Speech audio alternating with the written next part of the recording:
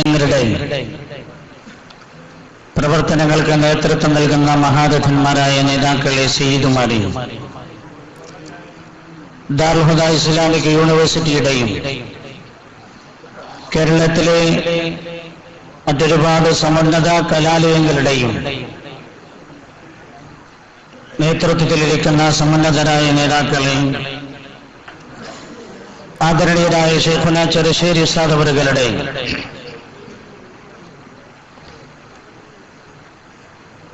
കുടുംബാംഗങ്ങളെ, ദാറുൽ ഹുദ ഇസ്ലാമിക് യൂണിവേഴ്സിറ്റിയിലെ ഉസ്താദുമാർ, മഹാനായ ഉസ്താദ് അവറുകളുടെ ആത്മീയ ബന്ധത്തിന്റെ പേരിൽ, ആത്മാർത്ഥമായ സ്നേഹത്തിന്റെ പേരിൽ മഹാനവറുകളുടെ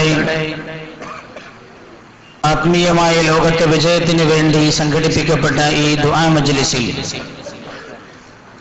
മഹാനവറുകളുടെ പേരിൽ ദിക്ർ ചൊല്ലാനും ദുആ ചെയ്യാനും ഒക്കെ വേണ്ടി ഇവിടെ എത്തിച്ചേർന്ന സ്നേഹനിധികളായ സഹോദരങ്ങളെ, വിദ്യാർത്ഥികൾ,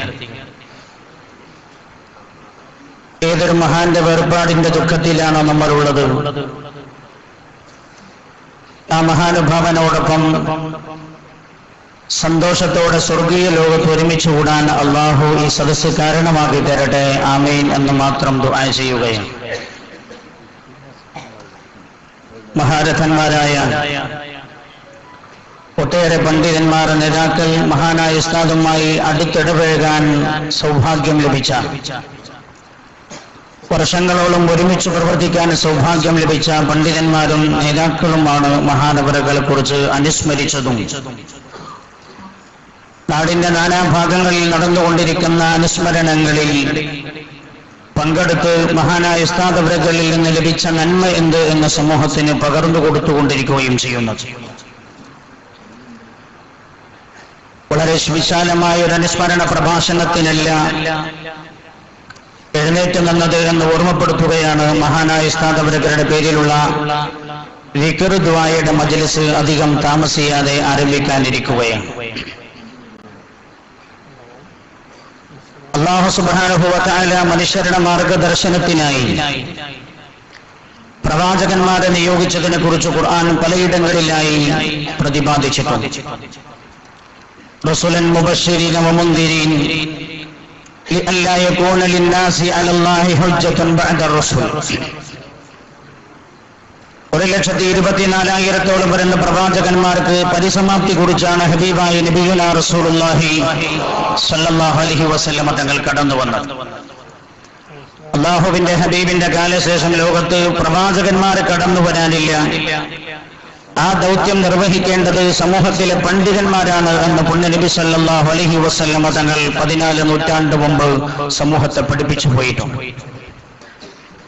അൽ ഉലമാഉ വറസത്തുൽ അംബിയാ, പ്രവാചകന്മാരുടെ അനന്തരക്കാരാണ് പണ്ഡിതന്മാർ എന്ന് പുണ്യനബി സല്ലല്ലാഹു അലൈഹി വസല്ലം തങ്ങൾ പഠിപ്പിച്ചു. അതേ നബി തന്നെയാ പറഞ്ഞത്, ഉലമാഉ ഉമ്മത്തി കഅംബിയാഇ ബനി ഇസ്രായീൽ, എന്റെ സമുദായത്തിലെ പണ്ഡിതന്മാർ ബനു ഇസ്രായേലിലെ പ്രവാചകന്മാരെ പോലെയാണ് എന്ന് പറഞ്ഞതിന് ഒരുപാട് വിശാലമായ അർത്ഥതലങ്ങളും വ്യാഖ്യാനങ്ങളും.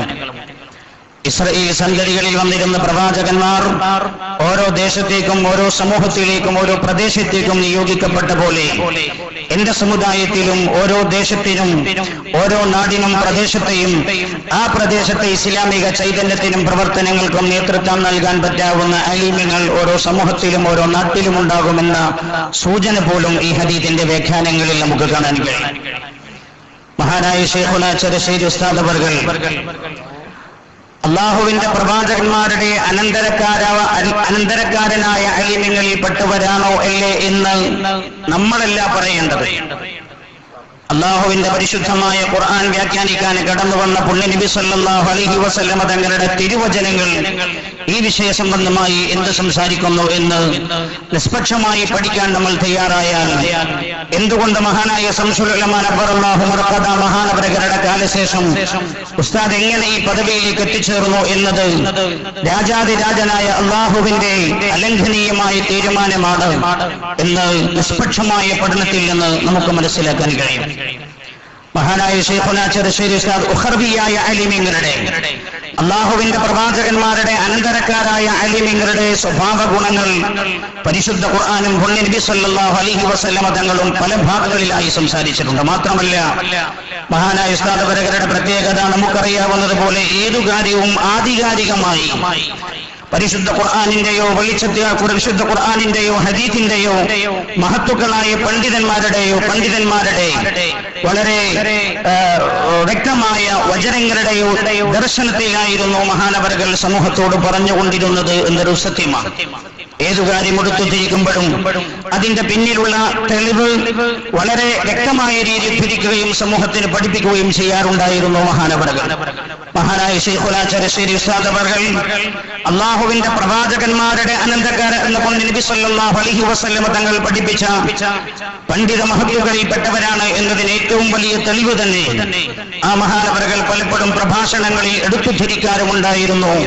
ദാൽഹുദ ഇസ്ലാമിക് അക്കാദമിയുടെ ക്യാമ്പസിലേക്ക് ആദ്യമായി കടന്നു വന്ന സമയം ക്ലാസ് ഉദ്ഘാടനത്തിന്റെ ദിവസം രക്ഷിതാക്കൾക്ക് കൂട്ടിയുള്ള ആ സദസ്സിൽ മഹാനായ ഉസ്താദ് അവർകൾ ഈ ഹദീസ് ഓതിയത് ഇന്നും ഞാൻ ഓർത്തു പോവുകയാണ്. അള്ളാഹു ഒരാളിൽ നന്മ ഉദ്ദേശിക്കുന്നു എന്നതിന് തെളിവാണ് അദ്ദേഹത്തെ ദീനിലെ ഫഖീഹാക്കുന്നത് എന്ന് മഹാനായ നബിയുനാ റസൂലുള്ളാഹി സ്വല്ലല്ലാഹു അലൈഹി വസല്ലം തങ്ങളുടെ ഈ തിരുവചനം മഹാനവറുകളുടെ അധരങ്ങളിൽ നിന്ന് തന്നെ പലപ്പോഴും കേൾക്കാൻ കഴിഞ്ഞിട്ടുണ്ട്. അള്ളാഹു ഒരാളെ നന്മ ആഗ്രഹിക്കുന്നു, അയാളെ അള്ളാഹു ഖൈറിനായി തെരഞ്ഞെടുക്കുന്നു എന്നതിന് തെളിവ് അയാളെ അള്ളാഹുവിന്റെ പരിശുദ്ധമായ ദീനിലെ പണ്ഡിതനാക്കി മാറ്റുക എന്നാണ്. പണ്ഡിതൻ ധർമ്മസ്ഥിതനാക്കുക എന്ന് തന്നെ എടുത്തു പറയാറുണ്ട്. എന്നിട്ട് പറയാറുണ്ടായിരുന്നത് പരിശുദ്ധ ഖുർആനും ഹദീസും ഇറങ്ങിയത് തന്നെ ജനങ്ങൾക്ക് എങ്ങനെ കർമ്മം ചെയ്യണം എന്ന് പഠിപ്പിക്കുവാനാണ്. അപ്പോ ഒരാൾ കർമ്മശാസ്ത്ര പണ്ഡിതനായി എന്ന് പറഞ്ഞാൽ അതിന്റെ അർത്ഥം പരിശുദ്ധ ഖുർആനും ഹദീസുമെല്ലാം ഗ്രഹിച്ച് പരിശുദ്ധ ഇസ്ലാമിന്റെ നിയമാവലികൾ അല്ലെങ്കിൽ പരിശുദ്ധ ഇസ്ലാമിന്റെ കർമ്മങ്ങൾ വ്യക്തമായി സമൂഹത്തിന് പറഞ്ഞു കൊടുക്കുന്നവരാണ് ഫുഖഹാക്കൾ എന്ന് പറയുന്നവർ. അപ്പൊ അല്ലാഹു ഒരാളെ കർമ്മശാസ്ത്ര മേഖലയിൽ തെരഞ്ഞെടുക്കുന്നു എന്നത് അയാളിൽ അള്ളാഹു നന്മ ഉദ്ദേശിക്കുന്നു എന്നതിന് ഏറ്റവും വലിയ തെളിവാണ് എന്ന് നബി സല്ലല്ലാഹു അലൈഹി വസല്ലമ തങ്ങൾ പഠിപ്പിക്കുകയാണ്. നബിയുടെ മറ്റൊരു ഹദീസ് ഇങ്ങനെ വായിക്കാൻ കഴിയും. ഇവിടെ പറഞ്ഞ ഒട്ടേറെ ഉസ്താദുമാർ മാത്രമല്ല ശൈഖായെ കുറിച്ച് പറയുമ്പോൾ ഏത് മേഖല നമ്മൾ പറയാൻ വിട്ടുപോയാലും മഹാനായ ചെറുശ്ശേരി ഉസ്താദ് എന്ന പേര് കേൾക്കുമ്പോൾ തന്നെ നമ്മുടെ മനസ്സിലേക്ക് കടന്നു വരുന്നത് കർമ്മശാസ്ത്ര വിഷയത്തിൽ ഏതിലും അന്തിമമായി തീരുമാനം പറയാൻ പറ്റാവുന്ന ഒരു പണ്ഡിതൻ എന്ന് കേവലം പണ്ഡിതന്മാർ മാത്രമല്ല മഹാനായ ഉസ്താദുകളെ പരിചയപ്പെട്ടവരും കേരളക്കാരുമൊക്കെ ഏതൊരു വിഷയത്തിലെയും അവസാന വാക്കിനായി കൊണ്ടോട്ടിയിലേക്കും ദാറുഹുദയിലേക്കും വരാറുണ്ട് എന്ന് പല നേതാക്കളും അനുസ്മരിച്ച പോലെ ഞാൻ അനുസ്മരിക്കുന്നു. മാത്രമല്ല നബി സല്ലല്ലാഹു അലൈഹി വസല്ലം തങ്ങളുടെ വചനം റസൂലുള്ളാഹി പറഞ്ഞത് അല്ലാഹു സുബ്ഹാനഹു വഅബദല്ലാഹു തആല ബിശൈഇൻ അഫ്ളല മിൻ ഫഖ്ഹിൻ ഫിദ്ദീൻ. ഒരാൾ ദീനിന്റെ കർമ്മശാസ്ത്ര മേഖലയിൽ പഠിച്ച് ഗഹനമായ വിഷയങ്ങൾ പഠിച്ചു വിലയിരുത്തുക എന്നത് അള്ളാഹുവിന് ചെയ്യുന്ന ഏറ്റവും വലിയ ഇബാദത്താണ് എന്നെടുത്തു പറഞ്ഞ നബി സല്ലല്ലാഹു അലൈഹി വസല്ലം തങ്ങൾ പറഞ്ഞത് വല ഫഖീഹുൻ വാഹിദുൻ അശദ്ദു അല ശൈത്താനി മിൻ അൽഫി ആബിദ്. 1000 ഇബാദത്ത് ചെയ്ത് ജീവിക്കുന്ന ആബിദുകളെക്കാളും അള്ളാഹുവിന് പിശാചിന് ഏറ്റവും ഭയം ഒരു ഫഖീഹിനെയാണ് എന്ന് നബി സല്ലല്ലാഹു അലൈഹി വസല്ലം തങ്ങൾ പഠിപ്പിക്കുകയാണ്. എന്നിട്ട് റസൂലുള്ളാഹി പറഞ്ഞത് വലികുല്ലി ശൈഇൻ ഇബാദുൻ വഇമാദു ഹാദ ദീനി അൽ ഫഖ്ഹു. ഏതൊരു വിഷയത്തിനും അതിനെ പിടിച്ചു നിർത്തുന്ന തൂണുകളുണ്ട്.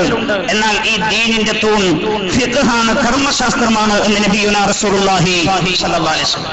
ഞാൻ പറഞ്ഞത് മഹാനവറുകൾ അള്ളാഹുവിന്റെ പ്രവാചകന്മാരുടെ അനന്തരക്കാരായ പണ്ഡിതന്മാരുടെ ഗണത്തിലാണ് എന്ന് പുണ്യനബിയുടെ ഹദീസുകൾ വിശകലനം ചെയ്ത് പഠിച്ചാൽ നമുക്ക് മനസ്സിലാക്കാൻ കഴിയും. അള്ളാഹു ആ മഹാനുഭാവന്റെ വഴി പിൻപറ്റാൻ തൗഫീഖ് ചെയ്യട്ടെ. മാത്രമല്ല ഈ വിഷയത്തിൽ ഏറ്റവും കൂടുതൽ കഴിവുള്ള ആളാണ് നീ എന്ന് നിങ്ങളെന്ന് സാക്ഷ്യപ്പെടുത്തിയത് ഗുരുവ് കൂടിയായിരുന്ന സ്വന്തം പിതാവ് തന്നെയാണ്. മഹാനായ ബഹാദുർ ഉസ്താദ് പറഞ്ഞല്ലോ, പട്ടിക്കാട് ജാമിഅ നൂരിയയിലേക്ക് പോകാൻ താല്പര്യം പ്രകടിപ്പിച്ചപ്പോ ബഖിയാത്തു സ്വാലിഹിലേക്ക് പറഞ്ഞത് നീ എവിടേക്ക് പോകേണ്ടതില്ല, അവിടെ പഠിച്ചവരൊക്കെയും നിന്റെ അടുത്തേക്ക് വരും എന്ന് ഈ 10-22 വയസ്സുള്ള കുഞ്ഞുമോനെ നോക്കി പറയാൻ മാത്രം എന്റെ മോൻ ഈ മേഖലയിൽ വളർന്നിട്ടുണ്ട് എന്ന് ഗുരുവായ പിതാവിന് തന്നെ ബോധ്യപ്പെടുകയാണ്. സത്യത്തിൽ പല പിതാക്കന്മാരും പറയാറുള്ളത് എന്റെ കുട്ടീനെ പറ്റൂലാണ്.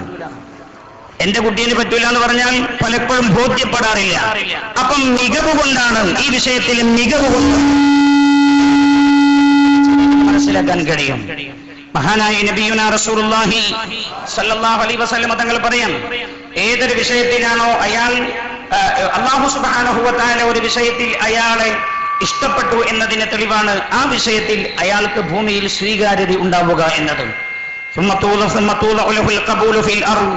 പിന്നെ അദ്ദേഹത്തിന് ഭൂമിയിൽ സ്വീകാര്യത ലഭിക്കും എന്ന് പുണ്യ നബി സല്ലല്ലാഹു അലൈഹി വസല്ലം തങ്ങളുടെ ഹദീസ്. ഞാൻ പറഞ്ഞത് സ്വന്തം പിതാവ് അംഗീകരിച്ചു, അല്ലെങ്കിൽ സ്വന്തം പിതാവ് കുട്ടിയുടെ സമസ്ത കേരള ജമിയത്തുൽ ഉലമായുടെ അത്യുന്നതമായ സെക്രട്ടറി സ്ഥാനം ഏറ്റെടുത്ത ഉടനെയായിരുന്നു, അധികം താമസിയാതെയാണ് കേരളത്തെ തന്നെ ഇളക്കി മറിച്ച വളപുരം തലാഖുണ്ടായത്. ദാൽഹുദ ഇസ്ലാമിക് യൂണിവേഴ്സിറ്റി അക്കാദമിയിൽ അന്ന് വിദ്യാർത്ഥിയായിരുന്ന ഞങ്ങൾക്കറിയാം അതിന്റെ പ്രയാസം. ഉസ്താദ് അവർകളെ ആ ഒരു സമയത്ത് ഉസ്താദ് അവർകളെ എത്രമാത്രം പ്രയാസപ്പെടുത്തിയിരുന്നു എന്ന്. ക്ലാസ്സിൽ വന്ന സമയത്തും പല കാര്യങ്ങളും ഞങ്ങൾ ചോദിച്ചപ്പോൾ പറഞ്ഞത് അങ്ങനെയാണ്, സത്യം അങ്ങനെയാണ് എന്നായിരുന്നു. കേരളത്തിന്റെ തെരുവുകളിൽ പോലും ആ വിഷയം ചർച്ച ചെയ്തല്ലോ. മഹാനായ ഉസ്താദ് അവർകൾ പറഞ്ഞതല്ലാത്തൊരു മതവിധി അതിനുണ്ട് എന്ന് പറഞ്ഞവർ പോലും, ശത്രുതയുടെ പേരിൽ പറഞ്ഞവർ പോലും അവർക്ക് തിരുത്തേണ്ടി വന്നു. മഹാനവർകൾ പറഞ്ഞത് തന്നെയാണ് ശരിയെന്ന്.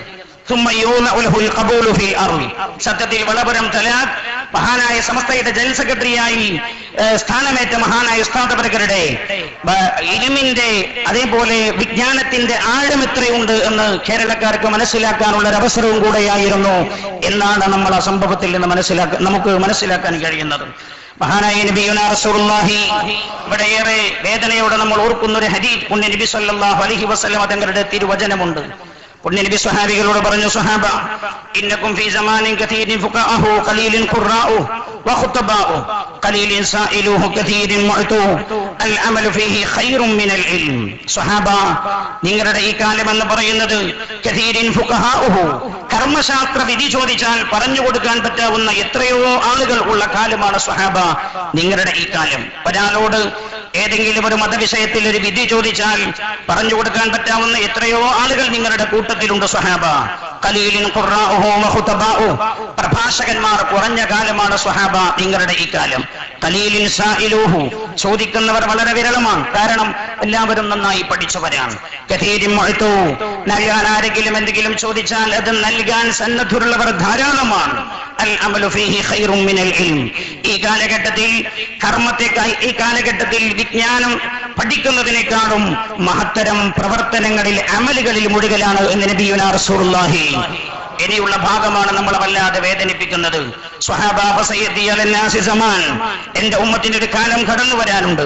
ഖലീലിൻ ഫുഖഹാഉഹു, ആ കാലഘട്ടത്തിൽ കർമ്മശാസ്ത്ര കർമ്മശാസ്ത്രത്തിൽ പ്രാവീണ്യമുള്ള പണ്ഡിതന്മാർ കുറഞ്ഞ കാലമായിരിക്കും. കതീറുൻ ഖുതബാഉ, പ്രഭാഷകന്മാർ ധാരാളം ഉണ്ടാകും.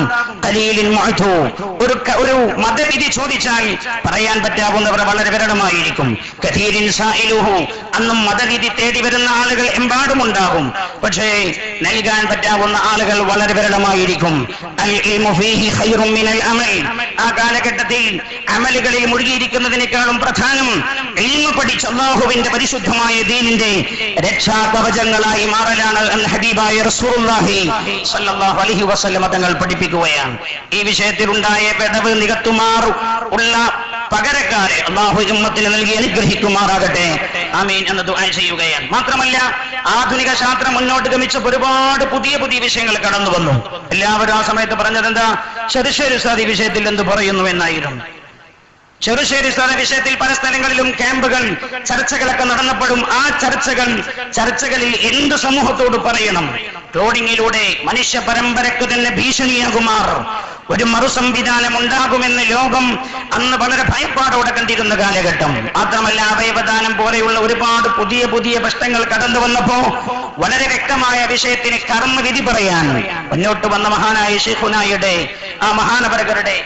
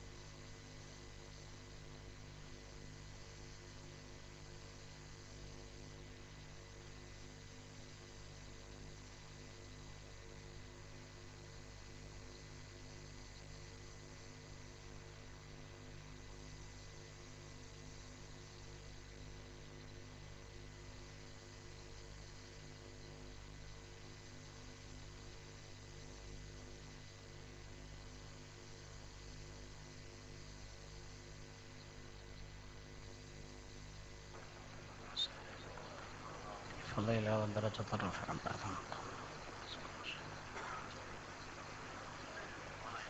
അപ്പൊ ഒന്ന് കർമ്മശാസ്ത്ര എനിക്ക് നൽകപ്പെട്ടിരിക്കുന്ന സമയത്തിനകം ഞാൻ എൻ്റെ അനുസ്മരണ പ്രഭാഷണം അവസാനിപ്പിക്കും. വളരെ വിശാലമായ ഉസ്താദ് അവരുടെ ജീവിതത്തെക്കുറിച്ച് പറഞ്ഞാൽ അവസാനിക്കാവതല്ല ആ ജീവിതം എന്ന് അടുത്തറിയുന്ന എല്ലാ ആളുകൾക്കും മനസ്സിലാക്കാൻ കഴിയുമെന്ന് അല്ലാഹു സുബ്ഹാനഹു വ തആല അവരുടെ ഉഖ്റവിയായ ജീവിതം വെളിച്ചമാക്കി കൊടുക്കട്ടെ. അപ്പൊ ഒന്ന് പരിശുദ്ധമായ ദീനിലെ കർമ്മശാസ്ത്രത്തിൽ അവഗാഹമുണ്ടാവുക എന്നത് അള്ളാഹു നൽകുന്ന ഏറ്റവും വലിയ അനുഗ്രഹമാണ് എന്നാണ് പുണ്യ നബി സല്ലല്ലാഹു അലൈഹി വസല്ലം തങ്ങൾ സൂചിപ്പിച്ചത്. ആ അനുഗ്രഹം അള്ളാഹു നൽകിയ മഹാനായിരുന്നു ഉസ്താദ് എന്നാണ് നമ്മൾ ഒന്നാമതായി പറഞ്ഞത്. രണ്ടാമത്, ഒരാൾ അള്ളാഹു അനുഗ്രഹിച്ചു എന്നതിന് അടയാളമായി പരിശുദ്ധ ഖുർആൻ എടുത്തു പറഞ്ഞത് യുത്തിൽ ഹിക്മത വമൻ യുത്തിൽ, അള്ളാഹു ഉദ്ദേശിക്കുന്നവർക്കാണ് അള്ളാഹു ഹിക്മത്ത് നൽകുക. വമൻ യുത്തിൽ ഹിക്മത ഫഖദ് ഊതിയ ഖൈറൻ കതീറ വമാ യദ്ദക്കറു ഇല്ലാ ഉലുൽ അൽബാബ് എന്ന് ഖുർആൻ പറയുന്നു. അള്ളാഹു ആർക്കെങ്കിലും ഹിക്മത്ത് നൽകുകയാണെങ്കിൽ ആ നൽകപ്പെട്ട ആൾ ഫഖദ് ഊതിയ ഖൈറൻ കതീറ, ധാരാളം നന്മകൾ നൽകപ്പെട്ട ആളാണ് എന്ന് പരിശുദ്ധ ഖുർആൻ ഓർമ്മപ്പെടുത്തുന്നു. നോക്കൂ നിങ്ങൾ, ഫഖദ് ഊതിയ ഖൈറൻ കതീറ, നേരത്തെ പറഞ്ഞത് മൻ യുരിദില്ലാഹു ബിഹി ഖൈറൻ യുഫഖിഹു ഫിദ്ദീൻ. അപ്പൊ ഹിക്മത്ത് ലഭിക്കുക എന്നത്, ഒരാൾക്ക് അള്ളാഹു ഹിക്മത്ത് നൽകിയാൽ, ഏതാണ് ഹിക്മത്ത്? ഹിക്മത്ത് എന്നതിന് പല വ്യാഖ്യാനങ്ങളും അർത്ഥങ്ങളുമുണ്ട്. ഇവിടെ നൽകപ്പെട്ടിരിക്കുന്ന ഹിക്മത്തിന്റെ അർത്ഥം എന്താണ്? മഹാരഥന്മാരായ പണ്ഡിതന്മാർ വളരെ വിശദമായി സംസാരിച്ചിട്ടുണ്ട്. ഞാനങ്ങോട്ട് കടക്കുന്നില്ല. ഈ ചർച്ചകളെല്ലാം രേഖപ്പെടുത്തി മഹാനായ ഇമാം മാലിക് റളിയല്ലാഹു അൻഹുവിന്റെ അഭിപ്രായം പണ്ഡിതന്മാർ രേഖപ്പെടുത്തുന്നുണ്ട്. ഹിക്മത്ത് എന്നതിന് ഇൽമെന്നും ഫിഖ്ഹെന്നും ഖുർആനെന്നും നാഫിയായ ഇൽമെന്നും ഒക്കെ പല പണ്ഡിതന്മാരും ചർച്ച ചെയ്തിട്ടുണ്ട്. ഇമാം മാലിക് റളിയല്ലാഹു അൻഹു പറയുകയാണ്, വഇന്നഹു ലയഖഉ ഫീ ഖൽബി അന്നൽ ഹിക്മ ഹുവൽ ഫഖ്ഹു ഫിദ്ദീൻ. ഹിക്മത്ത് എന്നതിന് എനിക്ക് എന്റെ മനസ്സിൽ തോന്നുന്നത് അത് അൽ ഫഖ്ഹു ഫിദ്ദീൻ, ദീനിൽ കർമ്മശാസ്ത്ര മേഖലയിൽ അവഗാഹമായ പാണ്ഡിത്യം ഉണ്ടാവുക എന്നതാണ്.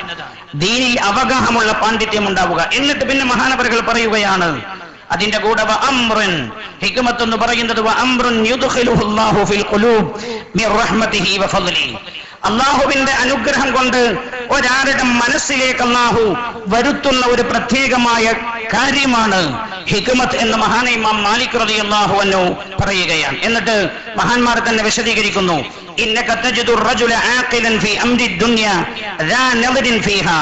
ചില ആളുകളെ നിങ്ങൾക്ക് കാണാൻ കഴിയും, അവർ ഐഹികമായ വിഷയത്തിൽ വളരെ കുശാഗ്രമായ ബുദ്ധിയുള്ളവരും കാഴ്ചപ്പാടുള്ള ആളുകളുമായിരിക്കും അവർ. വതജിദു ആഖറ, വേറെ ചില ആളുകൾക്ക് നിങ്ങൾക്ക് കാണാം ലൈഫൻ ഫീ അംരി ദുനിയ, അവർ ഐഹികമായ ദുനിയാവിന്റെ കാര്യത്തിൽ അവർ വളരെ ബലഹീനരാണ്. ആലിമൻ ബി അംരി ദീനിഹി ബസീറൻ ബി, ദീനിന്റെ കാര്യങ്ങളിൽ ഉൾക്കാഴ്ച ഉള്ള ആളുകളാണ്. ഈ ഇബാറത്ത് ഞാൻ വായിച്ചപ്പോൾ സത്യത്തിൽ എനിക്ക് ഓർമ്മ വന്നത് മഹാനായ ചെറുശ്ശേരി ഉസ്താദ് അവറുകളെയാണ്. വയനാട് ഖാദിയെ ആദരിക്കുന്നതിന്റെ ഭാഗമായി ഉസ്താദ് ഉള്ള പരിപാടിയിലേക്ക് ഉസ്താദിന്റെ കൂടെ യാത്ര ചെയ്യാനുള്ളൊരു സൗഭാഗ്യമുണ്ടായി. ദുനിയാവിന്റെ വിഷയത്തിൽ വലിയ വിവരമൊന്നുമില്ലാത്തവരാണ് എന്ന് ഞാൻ പറയുന്നത് എന്റെ ജീവിതത്തിലെ അനുഭവമാണ്. പലപ്പോഴും പല കാര്യങ്ങളും യാത്ര ചെയ്യുമ്പോൾ കാണുമ്പോൾ ചോദിക്കും അതെന്താണ് എന്ന് നമ്മളോട് ചോദിച്ചു മനസ്സിലാക്കാറുണ്ട്. മഹാനായ ഉസ്താദ് അവറുകൾ കോഴിക്കോട് ഭക്ഷണം കഴിക്കാൻ വേണ്ടി ഹോട്ടലിൽ കയറി ഭക്ഷണം കഴിച്ചുകൊണ്ടിരിക്കുമ്പോൾ എല്ലാ സാധനവും കൊണ്ടുപോയി വെച്ചിട്ടുണ്ട്. കറിയുണ്ട്, പായസമുണ്ട്, തൈരുണ്ട്, ഒക്കെ കൊണ്ടുപോയി വെച്ചിട്ടുണ്ട്. ഉസ്താദ് അവറുകൾ ഈ പായസം എടുത്ത് തൈരാണ് എന്ന് കരുതി ചോറിലേക്ക് ആദ്യമായി ഒഴിച്ചത് ഞാൻ ഓർത്തുപോയി. ഇത് വായിച്ച സമയത്ത് എനിക്ക് മനസ്സിലായത് ദുനിയാവിന്റെ കാര്യത്തിൽ ലൈഫൻ, അവർ വളരെ ലൈഫായിരിക്കും. എന്നാൽ ദീനിന്റെ കാര്യത്തിൽ വളരെ കാഴ്ചപ്പാടുള്ള ആളുകളായിരിക്കും അവർ. അള്ളാഹുവിന്റെ അനന്തരക്കാരായ പണ്ഡിതന്മാർക്ക് അള്ളാഹു നൽകും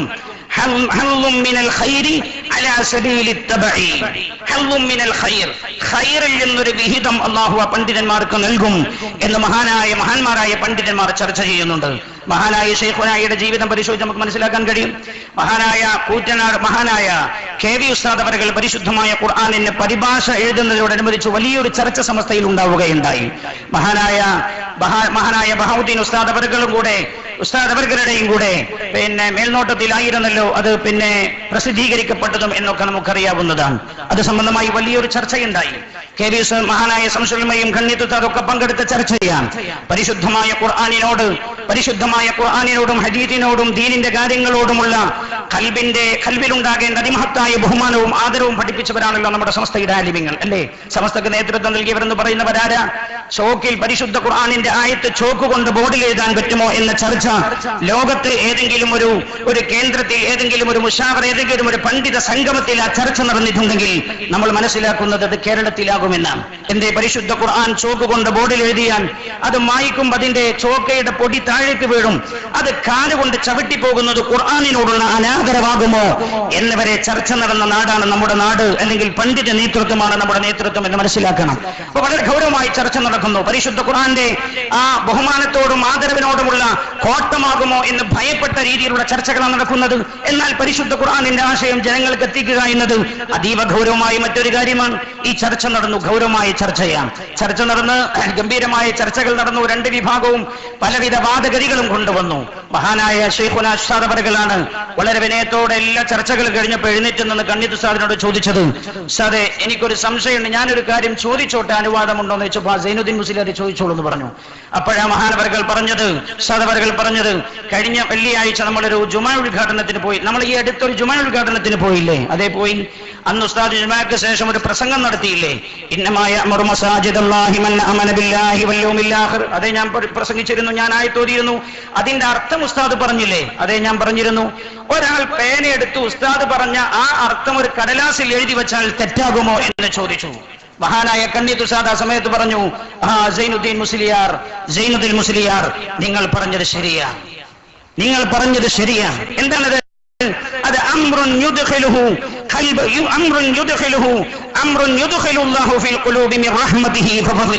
അല്ലാഹു സുബ്ഹാനഹു വ തആല അല്ലാഹുവിന്റെ അനന്തരക്കാരായ പണ്ഡിതന്മാരുടെ ഖൽബിലേക്ക് അല്ലാഹു എറിഞ്ഞു കൊടുക്കുന്ന ഒരു വെളിച്ചമാണ് എന്ന് മഹാനായ നബിയുനാ മുഹമ്മദ് മുസ്തഫ സല്ലല്ലാഹു അലൈഹി വസല്ലം തങ്ങളുടെ ഹദീസുകളും ഗൗരവമായ ചർച്ചകളും രേഖപ്പെടുത്തി മഹാന്മാരായ എത്രയോ വിഷയത്തിൽ പണ്ഡിതന്മാർ രേഖപ്പെടുത്തുന്നു. എത്രയോ വിഷയത്തിൽ നമുക്കിത് കാണാൻ കഴിയും. ഞാൻ ആ മഹല്ലുകാർ ഇവിടെ ഉണ്ട്, മഹല്ലിന്റെ പേര് ഞാൻ എടുത്തു പറയുന്നില്ല, ഞാൻ അവസാനിപ്പിക്കുകയാണ്, ദീർഘമായി സംസാരിക്കാൻ സമയമില്ലാത്തത് കൊണ്ടാണ്. ആ മഹല്ലുകാർ ഇവിടെയുണ്ട്, പേരെടുത്തു പറയുന്നത്. ആ മഹല്ലിനും മഹല്ലുകാർക്കും ഒരു വാദം നടക്കുമ്പോൾ രണ്ട് വിഭാഗത്തിലും ആളുകൾ ഉണ്ടാകും. അവരെ മോശമാക്കുക എന്നത് നമ്മുടെ ലക്ഷ്യമല്ല. ആ മഹല്ലിന്റെ ആളുകളെ, ബന്ധപ്പെട്ട ഭാരവാഹികളെ ഞാൻ ഈ സദസ്സിൽ കണ്ടുകൊണ്ടാണ് ഞാൻ സംസാരിക്കുന്നത്. ഒരു നാട്ടിൽ പള്ളി പൊളിക്കുന്ന സംബന്ധമായി ഭയങ്കര പ്രശ്നമായി. മഹല്ല് പള്ളിയൊക്കെ പൊളിഞ്ഞു വീഴാറായിട്ടുണ്ട്. പൊളിഞ്ഞു വീഴാറായി പള്ളി പൊളിക്കാൻ മഹല്ല് ജമാഅത്ത് കമ്മിറ്റി ഭാരവാഹികൾ തീരുമാനിച്ചു. എല്ലാവരും ഐക്യകണ്ഠേന പാസാക്കി പള്ളി പുനർനിർമ്മാണം നടത്തണമെങ്കിൽ പള്ളി പൊളിഞ്ഞു വീഴും. പിറ്റേ ദിവസം അത് പള്ളിയിൽ വിളംബരം ചെയ്യാൻ ആഹ്വാനം ചെയ്തു. കമ്മിറ്റി തന്നെ ചുമതലപ്പെടുത്തി അനുസരിച്ച് ബന്ധപ്പെട്ട ആൾ പള്ളിയിൽ എഴുന്നേറ്റെന്ന് പറഞ്ഞു, നമ്മുടെ പള്ളി പുനർനിർമ്മിക്കാൻ തീരുമാനിച്ചിട്ടുണ്ട്. എല്ലാവരും വളരെ സന്തോഷത്തോടെയാണ് ആ വെള്ളിയാഴ്ച പള്ളി ജുമാ പിരിഞ്ഞു പോയത്. എന്താ, എപ്പോഴെങ്കിലും കമ്മിറ്റിക്കാർക്ക് ഇത് തോന്നിയല്ലോ, എന്നോ ചെയ്യേണ്ടതെന്നൊക്കെ പറഞ്ഞിട്ട് അവർ പിരിഞ്ഞു. പിന്നെ വീണ്ടും കമ്മിറ്റി ചേർന്നു, പള്ളി എങ്ങനെ നിർമ്മിക്കണം. അപ്പൊ അവർ തീരുമാനിച്ചു, പുറത്തുള്ള പൈസ ഒന്നും വേണ്ട, നമ്മുടെ നാട്ടുകാരെ പണം കൊണ്ട് തന്നെ പള്ളി ഉണ്ടാക്കിയാൽ മതി. ആ തീരുമാനം വന്നപ്പോൾ ആ തീരുമാനം മഹല്ലിനെ അറിയിക്കാൻ വേണ്ടി ചുമതലപ്പെടുത്തി ഇവർ എഴുന്നേറ്റെന്ന് പ്രസംഗിച്ചോടുകൂടി ആ വെള്ളിയാഴ്ച പോയപ്പോയി എന്താ പറഞ്ഞു? ചില ആളുകൾ പറഞ്ഞു, പള്ളി പൊളിക്കാൻ ഞങ്ങൾ സമ്മതിക്കൂല, ഇതൊരു തങ്ങൾ ഉണ്ടാക്കിയ പള്ളിയാണ്, ഒരു മഹാനായ ഒരുപാട് കറാമത്തുകൾ കാണിച്ച തങ്ങൾ ഉണ്ടാക്കി പള്ളി പൊളിച്ചാൽ ഞങ്ങൾ യുദ്ധം ചെയ്തു മരിക്കുമെന്നൊരു വിഭാഗം. വേറെ വിഭാഗം പറഞ്ഞു, പള്ളി പൊളിക്കണതിന് കുഴപ്പമില്ല, വിപുലീകരിക്കാൻ ഞങ്ങൾ സമ്മതിക്കൂല, ഞങ്ങളുടെ വാപ്പോപ്പുമാരുടെ ഖബറുകൾ പള്ളിക്കകത്തായി പോകും. മൂന്നാമത്തെ വിഭാഗം പറഞ്ഞു, പള്ളി പൊളിച്ചിട്ടില്ലെങ്കിൽ നമ്മൾ ഒരുപാട് മയ്യത്ത് ഇവിടെ നിൽക്കേണ്ടി വരും, എന്താ അതിന് പരിഹാരം? അപ്പൊ പൊളിക്കണ്ടെന്ന് പറഞ്ഞു, വീഴാനടുത്തൊക്കെ ഓരോ കുത്തു കൊടുത്താൽ മതി. ഭയങ്കര പ്രശ്നം പരിഹരിക്കാൻ കഴിഞ്ഞില്ല. മഹാനായ ഉസ്താദ് അവറുകൾ ആ നാട്ടിൽ കൊണ്ടുവന്നു. ഉസ്താദ് എഴുന്നേറ്റുന്നു, ഒരു ചെറിയ പുഞ്ചിരിയോടെയാണ് പ്രഭാഷണം തുടങ്ങിയത്. പറഞ്ഞു, പള്ളി പൊളിക്കാൻ ഞങ്ങൾ തീരുമാനിച്ചിട്ടുണ്ട് അൽഹംദുലില്ലാഹ്, പുനർനിർമ്മിക്കാൻ ഞങ്ങൾ തീരുമാനിച്ചിട്ടുണ്ട് അൽഹംദുലില്ലാഹ്. ഇവിടെ നിങ്ങൾ 3 വിഭാഗമാണ് എന്ന് എനിക്ക് മനസ്സിലായി. ഒരു വിഭാഗം ഈ പള്ളി പൊളിക്കാനേ പാടില്ല, തങ്ങളുണ്ടാക്കിയ പള്ളിയാണെന്നാണ് ഒരു വിഭാഗം പറയണത്. വേറെ വിഭാഗം പറയണ പൊളിക്കണേന് വിരോധമില്ല, പള്ളി വിപുലീകരിക്കാൻ ഞങ്ങൾ സമ്മതിക്കൂല, ഞങ്ങളുടെ വാപ്പമാരുടെ ഖബറൊക്കെ പള്ളിനുള്ളിലാവും. വേറെ വിഭാഗം പൊളിച്ച് നന്നാക്കണം. ഉസ്താദ് പറഞ്ഞു, ആദ്യം വിഭാഗം പറഞ്ഞത് പള്ളി പൊളിക്കാം. ഞാൻ പറയുന്നത് ഈ ഹിക്മത്ത് എന്താണ് എന്നാണ്. അള്ളാഹു ഖൽബിലേക്ക് എറിഞ്ഞു കൊടുക്കുന്നതാ. ലോകത്തെ മുഴുവൻ കിതാബും ചിലപ്പോൾ ഓതിയാൽ ഈ ഹിക്മത്ത് ലഭിച്ചു കൊള്ളണമെന്നില്ല, അത് അള്ളാഹുവിൽ നിന്ന് ലഭിക്കേണ്ടതാണ്. മഹാൻ ഉസ്താദ് അവറുകൾ അവരോട് പറഞ്ഞു, ഒന്നാം വിഭാഗം ആളുകൾ പറയണ പള്ളി പൊളിക്കാനേ പാടില്ല, തങ്ങളുണ്ടാക്കിയ പള്ളിയാണ്. ആ വാദം ശരിയല്ല. തങ്ങളുണ്ടാക്കിയ പള്ളി ആയതുകൊണ്ട് പൊളിക്കാൻ പാടില്ല എന്ന് പറയാൻ പാടില്ല. അങ്ങനെങ്കിൽ ഈ തങ്ങന്മാരൊക്കെ വലിയ തങ്ങളുണ്ട്, കങ്ങന്മാരൊക്കെ ഉപ്പാപ്പ ഖലീലുല്ലാഹി ഇബ്രാഹിം അലൈഹിസ്സലാം, ഇബ്രാഹിം നബി ഉണ്ടാക്കിയ പള്ളി പലപ്പോഴും പുനർനിർമ്മാണം ആവശ്യമായപ്പോൾ പൊളിച്ചിട്ടുണ്ട്. ഓല് പിന്നെ മിണ്ടിയിട്ടില്ല. രണ്ടാം വിഭാഗം ആളുകൾ പറഞ്ഞത് പള്ളി വിപുലീകരിക്കാൻ ഞങ്ങൾ സമ്മതിക്കൂല, ഞങ്ങളെ വാപ്പാരെ ഖബറൊക്കെ പള്ളിനുള്ളിലാവുന്നു. മഹാനവറുകൾ പറഞ്ഞു, ആദ്യം ചോദിച്ചു, ഈ പള്ളിയുടെ സ്ഥലം നിങ്ങൾ പള്ളിപ്പറമ്പ് എന്നാണോ പറയാറുള്ളത് അല്ലെങ്കിൽ ഖബർസ്ഥാൻ എന്നാ പറയാറുള്ളത്? ആളുകൾ പറഞ്ഞു പള്ളിപ്പറമ്പാണ്. പള്ളിപ്പറമ്പ് എന്ന് പറഞ്ഞാൽ അതിന്റെ അർത്ഥം എന്താ? പള്ളിയുടെ സ്ഥലം എന്നാണ്. അപ്പൊ പള്ളി വിപുലീകരിക്കാൻ ആവശ്യമായാൽ ആ സ്ഥലം വിട്ടുകൊടുക്കണം. എന്നിട്ട് പിന്നെ ഉസ്താദ് ചോദിച്ചു, നിങ്ങൾ ആരെങ്കിലും രാത്രി 1 മണിക്കോ 2 മണിക്കോ ഖബർസ്ഥാനിൽ വന്നണമെന്ന് വെച്ചു. നിങ്ങളെ വാപ്പാരെ കബറിന്റെ മേലെ നായ പട്ടി കുറുക്കന് ഇങ്ങനെ കൊലക്ക് ഇരിക്കുന്നുണ്ടാവും. നാടൻ ഭാഷയിലാണോ പറയാ? എന്നിട്ട് പറഞ്ഞു മലം വിസർജിക്കാനാവൂല. ഉസ്താദ് പറഞ്ഞതിന് ഞങ്ങൾക്ക് മനസ്സിലാവില്ല. നാടൻ ഭാഷ എല്ലാവർക്കും തിരിയണ ഭാഷയല്ല, തിരിയാത്ത ആരും ഉണ്ടാവില്ല. നായ മൂത്രമൊഴിക്കുകയും മലം വിസർജിക്കുകയൊക്കെ ചെയ്യുന്നു, കുറുക്കൻ കൂക്കുന്നു നിങ്ങളുടെ വാപ്പാന്റെ കബറിന്റെ മേളിൽ നിന്നിട്ട്. ഇത് പള്ളിന്റെ ഉള്ളിലായി പോവാന്നല്ലേ നിങ്ങൾ പരാതി പറഞ്ഞേ? പള്ളിന്റെ ഉള്ളിലായാൽ ദുആ, പള്ളിയിൽ എന്താ നടക്കുക? ഖുർആനോത്ത്, ദുആ, ഇതൊക്കെ നിങ്ങളെ വാപ്പാന്റെ കബറിന്റെ മേലിൽ നിന്ന് നടക്കാൻ നിങ്ങൾക്ക് പ്രയാസം ഉണ്ടോന്ന് ചോദിച്ചു. അപ്പൊ പിന്നെ എല്ലാവരുടെ വാപ്പാന്റെ കബറും പള്ളിയിലുള്ളിലാണ്. ഞാൻ പറഞ്ഞത് 15 മിനിറ്റ് കൊണ്ട് എത്ര രമ്യമായാണ് മാസങ്ങളോളം വളരെ വലിയ ഗൗരവമായ തർക്കം നടന്നൊരു വിഷയം മഹാനവറുകൾ പരിഹരിച്ചത്. പറഞ്ഞു, അള്ളാഹുവിന്റെ ഭാഗത്ത് നീ വിളിച്ച ഏതെങ്കിലും ഖൽബിന് ലഭിച്ചിട്ടുണ്ടെങ്കിൽ അതിന്റെ അർത്ഥം അള്ളാഹു അയാളെ ഇഷ്ടപ്പെടുന്നു എന്നാണ്. സുദീർഘമായി ഈ വിഷയം സംസാരിക്കാൻ നമുക്ക് സമയമില്ലാത്തതുകൊണ്ട് ഞാൻ അവസാനിപ്പിക്കാൻ ഒരുങ്ങാണ്. പത്രത്തിലൊക്കെ നിങ്ങൾ കണ്ടൊരു വിഷയമല്ലേ? എല്ലാവരും പങ്കെടുത്ത മന്ത്രിമാരടക്കം അഭ്യർത്ഥിതരായ ആളുകളടക്കം പങ്കെടുത്ത സദസ്സാണ്. ആ സദസ്സിലാണ് പല ആളുകളും ഈ നിക്കാഹിന്റെ വിവാഹത്തെ കുറിച്ചുള്ള ചർച്ച നടത്തുന്ന സമയത്താണ് ചില ആളുകൾ പ്രസംഗിച്ചത്, നിക്കാഹിന് കാതിന്റെ പോലും ആവശ്യമില്ല, കാതിന്റെ പോലും ആവശ്യമില്ല. ഈ വിവാഹം കഴിക്കുന്ന ചെറുപ്പക്കാരനും കുട്ടിയെ വിവാഹം കഴിക്കപ്പെടുന്ന വലിയും 2 സാക്ഷി ഉണ്ടായ നിക്കാഹ് മതി എന്നൊക്കെ പറഞ്ഞിട്ട് ഇങ്ങനെ പ്രസംഗിക്കുന്ന സമയത്ത് ഉസ്താദ് അടങ്ങിയിരിക്കുന്നുണ്ട്. പുണ്യനബി സല്ലല്ലാഹു അലൈഹി വസല്ലം തങ്ങൾ പറഞ്ഞല്ലോ, ഒരു നല്ല പണ്ഡിതന്റെ സ്വഭാവം എന്താ? ആഞ്ഞെടുത്ത് അടിച്ച് സംസാരിക്കുക എന്നതല്ല. മൗനമായിരുന്നു. ഉസ്താദൊക്കെ കഴിഞ്ഞപ്പോൾ എഴുന്നേറ്റെന്ന് പറഞ്ഞു. ഉസ്താദിന്റെ ഊഴമെത്തിയപ്പോൾ ഉസ്താദ് പറഞ്ഞു, നിങ്ങൾ പറഞ്ഞല്ലോ ഇപ്പൊ ഇവിടെ നിക്കാഹ് നടക്കുന്ന സമയത്ത് കാതിന്റെ പോലും ആവശ്യമില്ല, 2 സാക്ഷിയും വലിയും അതേപോലെ സൗജ് ഭർത്താവും മതി എന്ന് പറഞ്ഞല്ലോ. മന്ത്രിമാരൊക്കെ ഉണ്ടായില്ലേ, MLA-മാരുണ്ട്. അവരോട് ചോദിച്ചു, നിങ്ങൾക്ക് മലയാളം അറിയില്ലേന്ന്? ആണ്. നിങ്ങൾ എന്തിനാ ഈ സത്യപ്രതിജ്ഞ ചെയ്യുന്ന സമയത്ത് നിങ്ങൾക്ക് മലയാളം വായിക്കാൻ അറിയുമെങ്കിൽ ഒരു 4 വരിയുള്ള ഈ എഴുതി വെച്ച പേപ്പർ എടുത്ത് നിങ്ങൾക്ക് വായിക്കുന്നതിന് വേറൊരാൾ വായിച്ചു തന്നെ എന്തിനാന്ന് വെച്ചു. അത് ലോകത്ത് ഏത് കിതാബ് തിരഞ്ഞാലും കാണാത്ത ഒരു ഇതിന് പ്രതിവിധിയായി ഇതിലപ്പുറം പറഞ്ഞു കൊടുക്കാൻ പറ്റാവുന്ന മറ്റൊന്നില്ല. അവിടെ കിതാബ് പരത്തിയിട്ട് കാര്യമില്ല. ഞാൻ പറയുന്നത് ആ ഹിക്മത്തിന്റെ വെളിച്ചം അല്ലാഹു കൊടുത്ത ഖൽബായിരുന്നു മഹാനവർക്ക്. ഒരുപാട് പ്രശ്നങ്ങളിൽ നമുക്ക് കാണാൻ കഴിയും. അല്ലാഹു റബ്ബുൽ ഇസ്സത്ത് മഹാന്റെ ദറജ ഉയർത്തി കൊടുക്കട്ടെ. എന്റെ സമയം അവസാനിക്കുന്നു എന്നതുകൊണ്ട് ഞാൻ നീട്ടിക്കൊണ്ടുപോകാൻ ഉദ്ദേശിക്കുന്നില്ല. ഇത് ഒരുപാട് സംഭവമുണ്ട്. ഒരിക്കലും മുസ്ലിയാർ പറഞ്ഞു, നാളെ നിക്കാഹ് നടക്കാൻ പോവാ. ഇയാൾ പറഞ്ഞു അതായത് ഈ കുട്ടിയുടെ വാപ്പ പടയില്ലേ ഗൾഫില, അയാൾ വേറെ ഒരാൾക്ക് വക്കാലത്ത് കൊടുക്കുകയാണ്. പള്ളിയിലെ മുസ്ലിയാർ പറഞ്ഞു, വക്കാലത്ത് അയാളെ എഴുത്ത് കൊടുത്തയച്ചാലല്ലാതെ ഞാൻ സമ്മതിക്കൂലെന്ന് പറഞ്ഞു. വക്കീലിനെ നിക്കാഹ് ചെയ്യാൻ ഞാൻ സമ്മതിക്കൂല. പ്രശ്നമില്ലേ? നാളേക്ക് എവിടുന്ന് എഴുത്ത് കിട്ടാൻ? നാളേക്ക് അയാൾ കത്ത് കൊടുത്തേക്കണം എന്ന് പറഞ്ഞാൽ നടക്കൂലല്ലോ. ഇയാളെയുമായി ആ നാട്ടിലെ പ്രധാനപ്പെട്ട ഒരാൾ ഉസ്താദിന്റെ അടുത്തേക്ക് കൂട്ടിക്കൊണ്ടുപോയി. ഉസ്താദിന്റെ അടുത്ത് എന്നിട്ട് പറഞ്ഞു, ഉസ്താദ് എങ്ങനെ ഒരു പ്രശ്നമുണ്ട്? ഇയാൾ പറയണത് വക്കാലത്തിന് എഴുത്ത് കിട്ടാതെ ഇയാളെ സമ്മതിക്കൂല എന്നാണ്. ഉടനെ ഉസ്താദ് ചോദിച്ചു, ഗൾഫിൽ നിന്ന് ഒരാൾ ഫോൺ വിളിച്ചിട്ട് നിങ്ങളോട് ഒരാൾ മരിച്ചു എന്നാണ് ഞങ്ങൾ വിശ്വസിക്കുമെന്ന് ചോദിച്ചു. ഈ എല്ലാവരും മുണ്ടില്ല. അല്ല നിങ്ങൾ പറയും, നിങ്ങൾ വിശ്വസിക്കുമെന്ന് ചോദിച്ചു. അപ്പോൾ അയാൾ മുണ്ടുന്നില്ല. മൂപ്പർക്ക് ഉത്തരം കിട്ടി, ഓല് പിരിഞ്ഞുപോയി. ഞാൻ പറയുന്നത് ഇത് അള്ളാഹു നൽകുന്നൊരു പ്രത്യേക വെളിച്ചമാണ്. ആ വെളിച്ചം അള്ളാഹു കൊടുത്ത ഖൽബായിരുന്നു അത്. നമുക്കവരെ സ്നേഹിക്കാനും കഴിഞ്ഞു എന്നത് അള്ളാഹു തന്ന വലിയ സൗഭാഗ്യമാണ്. അവരുടെ അടുത്ത് നിന്നൊരു കാര്യമെങ്കിലും പഠിക്കാനുള്ള തൗഫീഖ് ഉണ്ടായി എന്നത് അള്ളാഹു നൽകിയ സൗഭാഗ്യമാണ് എന്ന് ഞാൻ ഓർമ്മിക്കുകയാണ്. സമയം വളരെ പരിമിതമായതുകൊണ്ട് ഞാൻ നീട്ടിക്കൊണ്ടുപോകുന്നില്ല, അവസാനിപ്പിക്കാം. മഹാനായ ഉസ്താദ് അവർകൾ ജീവിതത്തിന്റെ അവസാനം എന്നോണം മഹാനായ ഫരീദ് ഉസ്താദ് അവർകളുടെ ആണ്ടു നടക്കുന്ന സമയമാണ്. 2 കൊല്ലങ്ങൾക്ക് മുമ്പ് ഞാൻ ഓർക്കുന്നു, എന്നെ വിളിച്ചൊരു ദിവസം വിളിച്ചിട്ട് എന്നോട് പറഞ്ഞു, അർജന്റായിരുന്നു കാണണം എന്ന് പറഞ്ഞു. ഞാൻ ആ സമയം കണ്ണൂരിൽ നിന്ന് വന്ന് ഉസ്താദ് ആണ്ടിന് പോയതാണ് എന്ന് ഡ്രൈവർ വിളിച്ച് മനസ്സിലാക്കിയപ്പോൾ ഞാൻ അങ്ങോട്ട് പോയി. ഫരീദ് ഉസ്താദ് അവർകളുടെ ആണ്ടിൽ പങ്കെടുക്കാൻ പോയി. അവിടെ ചെന്നപ്പോൾ എന്നോട് പറഞ്ഞു, നീ വീട്ടിലേക്കൊന്ന് വരണമെന്ന് പറഞ്ഞു. അതൊക്കെ ഗൗരവത്തിലാണ് പറഞ്ഞത്. അപ്പൊ എനിക്ക് വലിയ ബേജാറായി.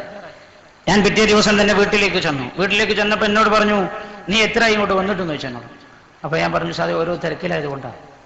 അപ്പൊ എന്നോട് പറഞ്ഞു, നിന്നെ ഞാൻ വിളിച്ചത് എനിക്ക് ഹജ്ജിന് പോകണമെന്നുണ്ട്. ഞാൻ കുറെ ആലോചിച്ചു, അപ്പൊ എന്റെ കൂടെ പോരാന്ന് എനിക്ക് തോന്നണമെന്ന് പറഞ്ഞു. അപ്പൊ സത്യത്തിൽ എന്റെ മനസ്സിൽ വല്ലാതെ ബേജാറുണ്ടായി. അല്ല എന്നെങ്ങനെ പറയും, ആ എന്നെങ്ങനെ പറയും? ഞാനൊരു സെക്കൻഡ് നിശ്ചലനായി. കൂടെ വന്നാൽ ഉസ്താദ് അവർകളെ മുഴുവൻ സമയവും സേവിക്കാനുള്ള അവസരമാണ്, നോക്കുകയും ചെയ്യണം, ബാധ്യതയാണ്. സാധാരണ അൽ ഹിന്ദ് ടൂറിസ്റ്റ് ആൻഡ് ട്രാവൽസിൽ 1500-2000 ആളുകൾ ഹജ്ജിനുണ്ടാവാറുണ്ട്. ഇവരുടെ ക്ലാസും ചുറ്റുപാടും ഒക്കെ നടക്കുമ്പോൾ എനിക്ക് ബേജാറായി, പഠിച്ചോനെ എങ്ങനെ ഉസ്താദ് അവർകളെ ശ്രദ്ധിക്കും എന്ന് ആദ്യം എന്റെ മനസ്സിലേക്ക് ഒരു വല്ലാത്ത ബേജാറ് കടന്നു വന്നു. പിന്നെ ഞാനിങ്ങനെ ആലോചിച്ചു, പഠിച്ചോനെ ഉസ്താദ് അങ്ങനെ ഒരു ആഗ്രഹം പഠിപ്പിച്ച സൗഭാഗ്യമായിരിക്കും, അപ്പൊ അതുകൊണ്ട് തീരുമാനിക്കാം. ഞാൻ പറഞ്ഞു, ആയിക്കോട്ടെ ഉസ്താദേ, നമുക്കതിന് വേണ്ടത് ചെയ്യാം എന്ന് ഞാൻ പറഞ്ഞു. അപ്പൊ ഞാൻ ആലോചിച്ചത്, എന്റെ പിതാവിനെ ഹജ്ജ് പഠിക്കണം. 8ാം ക്ലാസ് എന്നാണ് ഞാൻ എടുത്തത്. അന്നൊന്നും ഉണ്ടായിട്ടല്ല, പക്ഷെ അങ്ങനെ ഒരു മോഹം.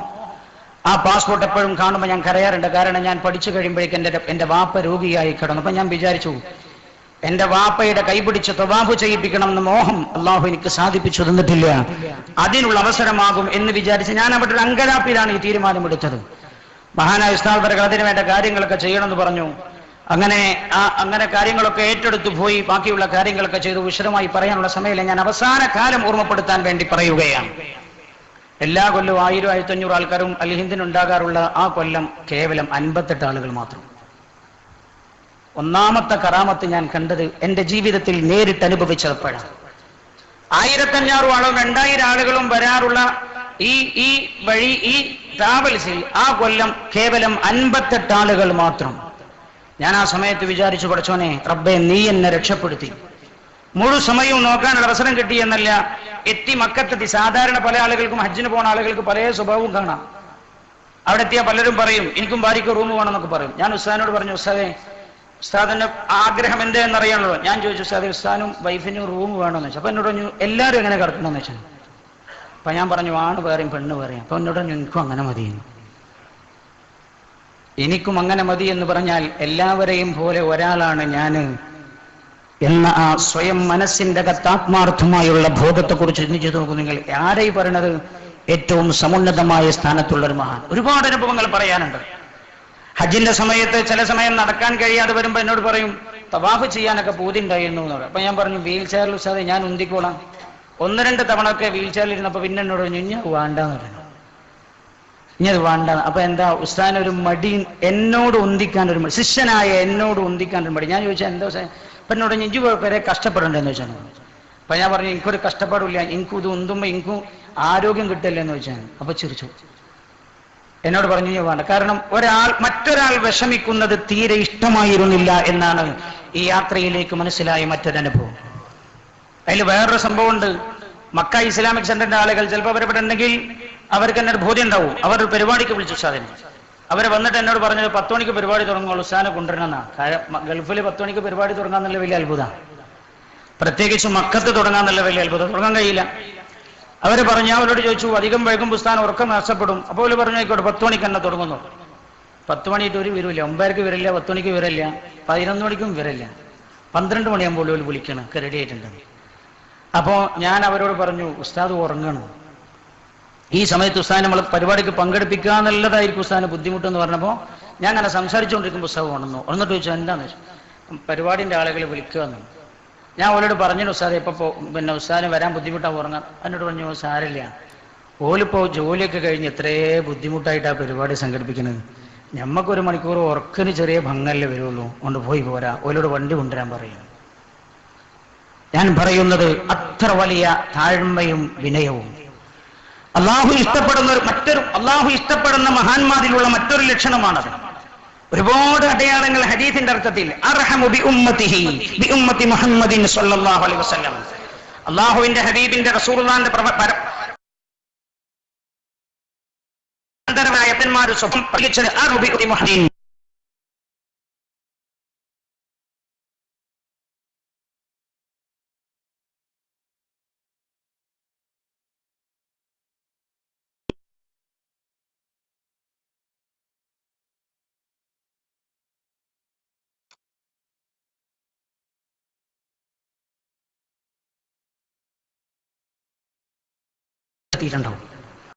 നിങ്ങൾ ആലോചിച്ച് നോക്കും, മരണത്തെ പോലും ആരെങ്കിലും ബുദ്ധിമുട്ടിച്ചോ? ഒരാളെയും ബുദ്ധിമുട്ടിച്ചില്ല. എന്താ? ഞാൻ കാരണം ആരും ബുദ്ധിമുട്ടരുത് എന്ന ഉറച്ച തീരുമാനം മനസ്സിലുണ്ടായിരുന്നു എന്ന് ബോധ്യപ്പെട്ടു എനിക്ക് യാത്രയിൽ. പല സമയത്തും വഫാത്തിന്റെ രംഗം പോലും നമ്മളൊക്കെ പേടിച്ചത്, പഠിച്ചോനെ സമസ്തയുടെ സമ്മേളന സമയത്തായി പോകുമോ, മാനവസ്ഥാദിന്റെ അതേപോലെയാകോ, സമ്മേളനം എന്താകുമെന്നൊക്കെ നേരത്തെ നേതാക്കൾക്കുണ്ടായതുപോലെയുള്ള പരിഭവം മുഴുവൻ അനുയായികൾക്കും ഉണ്ടായിരുന്നു. നിങ്ങൾ ആലോചിച്ചു, ഒരാളെയും ബുദ്ധിമുട്ടിച്ചില്ലല്ലോ. ഇവിടെ നിന്ന് രോഗിയായി പോകുന്ന സമയത്ത് പോയിട്ട് ഹോസ്പിറ്റലിൽ പോയി കടന്നു എന്നല്ലാതെ വീട്ടിൽ കടന്നിട്ട് എന്റെ മക്കൾക്കോ ഭാര്യക്കോ ഒരു ബുദ്ധിമുട്ടും ഉണ്ടാക്കുന്ന രീതിയിലേക്ക് ഒരു അസുഖം പോലും മഹാനവറുകൾക്ക് വന്നില്ല. ജീവിതത്തിന്റെ നിലപാടതായിരുന്നു. മഹാനായ ഉസ്താദ് വർകൾ ഹജ്ജിന്റെ സമയത്ത് ഒരുപാട് അനുഭവം. ഒരു അനുഭവം, കൂട്ടത്തിലുള്ള ഒരു ഭാര്യ ഭർത്താക്കന്മാർ അവരുടെ മകൾക്ക് അവരുടെ ഈ വാപ്പയും ഉമ്മയെ നോക്കാൻ വേണ്ടിയിട്ട് മോള് സൗദിയിൽ നിന്ന് വന്നിട്ട് ആ മോൾക്ക് കല്യാണം കഴിഞ്ഞു കുറെ കൊല്ലങ്ങളായി കുട്ടികളില്ല. ഉസ്താദിനോട് വന്ന് പറഞ്ഞു, ഉസ്താദ് ഒരു സംസം കൊണ്ടുവരാൻ പറഞ്ഞു. സംസം കൊണ്ടുവന്ന് മന്ത്രിച്ചു കൊടുത്തു. ഉസ്താദിനോട് ചോദിച്ചു, ഉസ്താദ് ഞങ്ങൾ ഈ ഹജ്ജ് കഴിഞ്ഞിട്ട് വാപ്പ ഒക്കെ ഉമ്മി നാട്ടിലെത്തിയിട്ട് ഞങ്ങൾക്കും നാട്ടിൽ വരണമെന്ന് പൂതിയുണ്ട്, ചികിത്സിച്ചാളോ? ചികിത്സിച്ചോളൂ. ഹൈദറോസ് ഉസ്താദിന്റെ ഒരു ചികിത്സയുണ്ട് എന്ന് പറഞ്ഞു കൊടുത്തു. ദാൽഹുദ കുട്ടികൾക്കറിയാം, ഗർഭി മക്കളില്ലാത്തവർ എന്ന് പറയുമ്പോൾ ഹൈദറോസ് ഉസ്താദ് പറഞ്ഞു കൊടുക്കാറുണ്ട്, ദാൽഹുദയിലേക്ക് ഒരു ചാക്ക് പഞ്ചസാര നേർച്ചയാണ് എന്നൊക്കെയാണ് പറഞ്ഞു. ഹജ്ജിനും കഴിയും കുടുംബത്തിന് കിട്ടുന്ന സന്തോഷ വാർത്ത, ആ കുട്ടി ഗർഭിണിയായി എന്ന് മാത്രമല്ല 2 ആൺകുട്ടികളെയാണ് അതിലൂടെ അള്ളാഹു ആ കുടുംബത്തിന് നൽകിയത്. ഞാൻ പറയുന്നത് മാത്രമല്ല, അതിനുശേഷം ഉസ്താദ് അവരുടെ മക്കയിൽ നിന്ന് പെട്ടെന്ന് എനിക്കൊരു തോന്നലുണ്ടായി, ഉസ്താദ് അവരെ ബൈത്തുൽ മുഖദ്ദസ് 3ാമത്തെ ഹറമിലേക്ക് ഒന്ന് കൊണ്ടുപോകാം. അതുവരെ മനസ്സിൽ വന്നില്ല. പെട്ടെന്ന് ഹജ്ജിനോടടുത്ത സമയത്ത് മനസ്സിൽ വന്നൊരു ആഗ്രഹമാണ്. ആ സമയത്തൊരു ഭയമുണ്ട്. കാരണം ഉസ്താദ് അവരുടെ ആരോഗ്യവും വളരെ പ്രയാസകരമായ അവസ്ഥയിലാണ് എന്ന് നമുക്കറിയാമല്ലോ.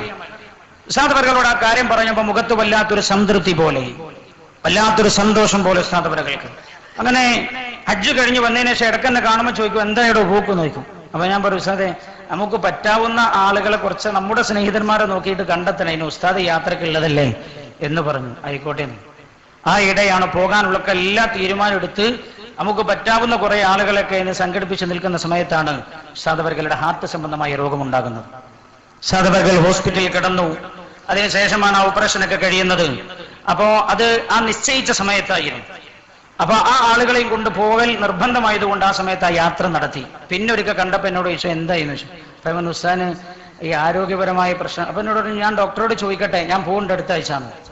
ചോദിച്ചപ്പോ എന്നോട് പറഞ്ഞു, ഇപ്പൊ കുഴപ്പമൊന്നുമില്ല, യാത്ര ചെയ്യാൻ പറ്റും എന്നൊക്കെ ഡോക്ടർ പറഞ്ഞിട്ടുണ്ടെന്നാണ്. പിന്നെ എന്നെ കണ്ടപ്പോ അപ്പൊ ഞാൻ ആ തീരുമാനിച്ച 8 മാസങ്ങൾ കഴിഞ്ഞ റജബ് മാസത്തിലാണ്, കഴിഞ്ഞ റജബ് 27-ന് ഞങ്ങൾ ഫലസ്തീനിലേക്ക് കടന്നിരിക്കുകയാണ്. കഴിഞ്ഞ വർഷത്തെ റജബ് 27 മഹാനായ നബിയുനാ റസൂലുള്ളാഹി സ്വല്ലല്ലാഹു അലൈഹി വസല്ലം തങ്ങൾ അല്ലാഹു മിഅ്റാജിന്റെ ഇസ്രാഇന്റെയും മിഅ്റാജിന്റെയും രാത്രിയിൽ മിഅ്റാജിന് അല്ലാഹു കൊണ്ടുപോകുന്നതിന് മുമ്പ് റസൂലുള്ളാഹിനെ ബൈത്തുൽ മുഖദ്ദസിൽ കൊണ്ടുപോയി. ഞാൻ ആലോചിക്കുകയാണ്, ഇതൊക്കെ അല്ലാഹു സുബ്ഹാനഹു വ തആല മഹാനവറുടെ വഫാത്തിന് വേണ്ടി ഒരുക്കി കൊടുത്ത ചില സാഹചര്യങ്ങളാണ്. ഹജ്ജ് കഴിഞ്ഞു. ഞാൻ എന്നോട് പറഞ്ഞു, ഇനി മക്കത്തുനിന്ന് പറഞ്ഞു, ഞാൻ ഓർക്കുന്നു, ഇനിയൊരു ഹജ്ജിന് ഇങ്ങോട്ട് വരാൻ കഴിയുമെന്ന് എനിക്ക് തോന്നുന്നില്ല എന്ന് പറഞ്ഞു. ഇനിയൊരു ഹജ്ജിന് ഇങ്ങോട്ട് വരാൻ കഴിയും എന്ന് തോന്നുന്നില്ല എന്നൊരിക്കൽ ഓർമ്മിച്ചതും ഞാൻ ഓർക്കുകയാണ്. മഹാനായ നബിയുനാ റസൂലുള്ളാഹി സ്വല്ലല്ലാഹു അലൈഹി വസല്ലം തങ്ങൾ ഹജ്ജ് കഴിഞ്ഞു. ഹജ്ജ് കഴിഞ്ഞിട്ട് സഫർ മാസത്തിലാണ്. ദുൽഹിജ്ജ കഴിഞ്ഞു, മുഹറം കഴിഞ്ഞു, സഫറിലാണ്. സഫർ 11-നാണ് എന്നാണ് അഭിപ്രായം. പുണ്യനബി ഉഹദ് ശുഹദാക്കളെ സിയാറത്ത് ചെയ്യാൻ പോയതാണ്. വഫാത്തിന് മുമ്പ് മഹാന്മാരുടെ ഒക്കെ ജീവിതത്തിൽ കാണാം, അവർ അള്ളാഹു ഇഷ്ടപ്പെട്ടവരുടെ സാന്നിധ്യവും സാമീപ്യവും കൂടുതൽ ആഗ്രഹിച്ചിരുന്നു. ശംസുൽ-ഉലമാ നബ്ബറല്ലാഹു മർഖദ രോഗിയായി കിടന്നത് ഫാത്തിമ ഹോസ്പിറ്റലിലാണ്. അവിചാരിതമാണോ എന്നറിയില്ല. ഫാത്തിമ ഹോസ്പിറ്റലിലെ MD അബ്ദുള്ള സാഹിബ് ഇവിടെയുണ്ട്. മഹാനവർകൾ വഫാത്താകുന്നത് അവിടെ വെച്ചാണ്. വഫാത്താകുന്നതിന് ദിവസങ്ങൾക്ക് മുമ്പ് മഹാനവർകൾ രാത്രി ഡോക്ടർമാരുടെ ശക്തമായ നിരീക്ഷണത്തിനെതിലാണ്.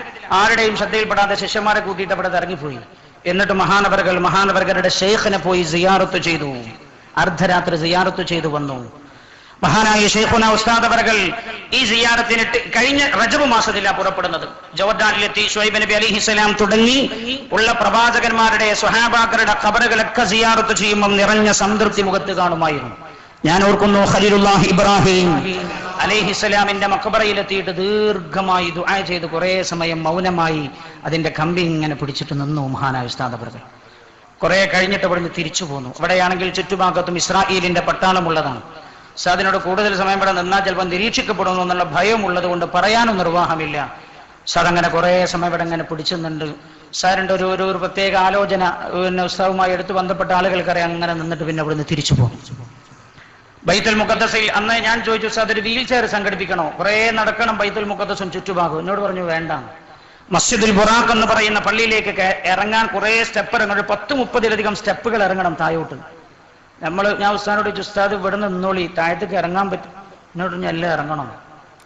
താഴേക്ക് ഇറങ്ങി അവിടെ നിന്ന് 2 റക്അത്ത് നിസ്കരിച്ചു, അതേപോലെ തിരിച്ചു കയറി. അപ്പൊ ഞാൻ പറഞ്ഞു, ഉസ്താദ് ഇപ്പം നല്ല ആരോഗ്യം ഉണ്ടല്ലോ എന്ന് പറഞ്ഞപ്പോ ചിരിച്ചിട്ട് എന്നോട് പറഞ്ഞു ആന്നു, ഇത്ര മാത്രമേ പറഞ്ഞു. ആ യാത്ര കഴിഞ്ഞ് തിരിച്ചു വന്നു. മഹാനായ ഉസ്താദ് അവർക്ക് ഈ കഴിഞ്ഞ റബീഉൽ അവ്വൽ 12 ഞാൻ കണ്ടു. ഞങ്ങളുടെ കണ്ണൂർ ജില്ലയിലായിരുന്നു ഉസ്താദ് അവർക്ക് അന്ന് പരിപാടി. പാലോട്ടുപള്ളി മഖാം ഉറൂസിന്റെ സമാപന സമ്മേളനം ഉസ്താദ് അവർകളായിരുന്നു ഉദ്ഘാടനം ചെയ്യേണ്ടത്. അന്ന് തന്നെ ഒരു മദ്രസയുടെ ഉദ്ഘാടനം ഉണ്ട്. ആ മദ്രസ ഉദ്ഘാടന പരിപാടിയിലാണ് ഞാൻ പങ്കെടുത്തത്. അന്ന് റബീഉൽ അവ്വൽ 12 അന്ന് ഉസ്താദ് പ്രസംഗിച്ചത് എന്താ നിങ്ങൾ? ഖബറിലെ പരീക്ഷയാണ് ഏറ്റവും വലിയ പരീക്ഷ. മഹാനായ ഉസ്താദ് അവர்கள் വഫാത്തിന് വേണ്ടി നേരത്തെ ഒരുങ്ങിക്കഴിഞ്ഞിട്ടുണ്ട് എന്ന് പലതുകൊണ്ടും നമുക്ക് മനസ്സിലാക്കിയിട്ടുണ്ട്. അന്ന് മുഴുവൻ പറയുന്നത് ഖബറിലെ ചോദ്യം എന്നതാണ്, ഖബറിൽ ഇന്നതൊക്കെ ചോദിക്കുക, ഇന്നതൊക്കെ മറുപടി പറയണ്ടേ, അവിടെ വിജയിക്കുന്ന വിജയമാണ് ശരിക്കുള്ള വിജയം, അതാണ് ശരിക്കുള്ള പരീക്ഷ. SLCയും +2 ഡിഗ്രിയും ഒന്നുമല്ല എന്ന ഏറ്റവും ഗഹനമായ വിഷയം സരളമായ ശൈലിയിൽ തന്റെ സമൂഹത്തോട് ഉണർത്തിയത് മഹാനായ ഉസ്താദ് അവர்கள் അന്ന് ആ പ്രഭാഷണത്തിന്റെ പ്രധാന വിഷയം അതായിരുന്നു. പിന്നെ കഴിഞ്ഞിട്ട് നമ്മൾ കാണുന്നത് ഫാത്തിമ അബ്ദുള്ള സാഹിബ് സംഘടിപ്പിച്ച മൗലൂദ് പരിപാടിയിലാണ്. അത് 1-ാം തീയതിയായിരുന്നു. അന്ന് ഉച്ചക്ക് ഉസ്താദ് അവர்கள் ജുമാ നമസ്കരിച്ചത് തന്റെ ജീവിതത്തിലെ അവസാനത്തെ ജുമയും ആ പള്ളിയിലാണ്. ആ പള്ളിയിൽ ജുമാക്ക് മുമ്പ് ഒരു പ്രസംഗമുണ്ട്. അപ്പോ ആളുകൾ പല കോലത്തിലാണല്ലോ. ഉസ്താദ് അവர்கள் ഇവിടെ ഇരിക്കുന്നുണ്ട്. എന്നെയാണ് ഖുത്ബ ഓതാൻ അന്ന് ചുമതലപ്പെടുത്തിയത് ആ മഹല്ലത്തിന്റെ പ്രസിഡന്റ് എന്നല്ലേക്ക് അദ്ദേഹം. അപ്പൊ ഇവിടെ പ്രസംഗമുണ്ട്. അപ്പൊ എന്നോട് അദ്ദേഹം ചോദിച്ചു എന്ത് ചെയ്യും. ഞാൻ ഉസ്താദിനോട് ചോദിച്ചു. ആ ഉസ്താദിനോട് പറഞ്ഞു നീ ഇപ്പൊ പ്രസംഗിക്കേണ്ട ഖുത്ബ ഓതിക്കോ പറഞ്ഞു. അങ്ങനെ പറഞ്ഞു. അത് കഴിഞ്ഞ് മൗലൂദിൽ പങ്കെടുത്ത് അന്ന് ആ വീട്ടിൽ മൗലൂദിൽ പങ്കെടുത്ത് പോയത്. അപ്പൊ കാലിലൊക്കെ നല്ല നീരുണ്ട്. ഉസ്താദ് അവர்கள் അപ്പോഴും ഉന്മേഷവാനായിട്ടായിരുന്നു കാണപ്പെട്ടിരുന്നത്. മഹാനായ ഉസ്താദ് അവர்கள் പിന്നീട് 3-ാം തീയതി, അതായത് ഞായറാഴ്ച ഇവിടെ വന്നിട്ട് ഹദീസ് ക്ലാസ് എടുത്തിട്ടുണ്ട്. ഞായറാഴ്ച ഒരു മനുഷ്യന്റെ അന്ത്യം തമൂതൂന കമാ തഈശൂൻ വതുബഅതൂന കമാ തമൂതൂൻ തമൂതൂന കമാ തഈശൂൻ, നിങ്ങൾ എങ്ങനെയാണോ ജീവിക്കുന്നത് അങ്ങനെയാകും നിങ്ങൾ മരിക്കുന്നത്. വതുബഅതൂന കമാ തമൂതൂൻ,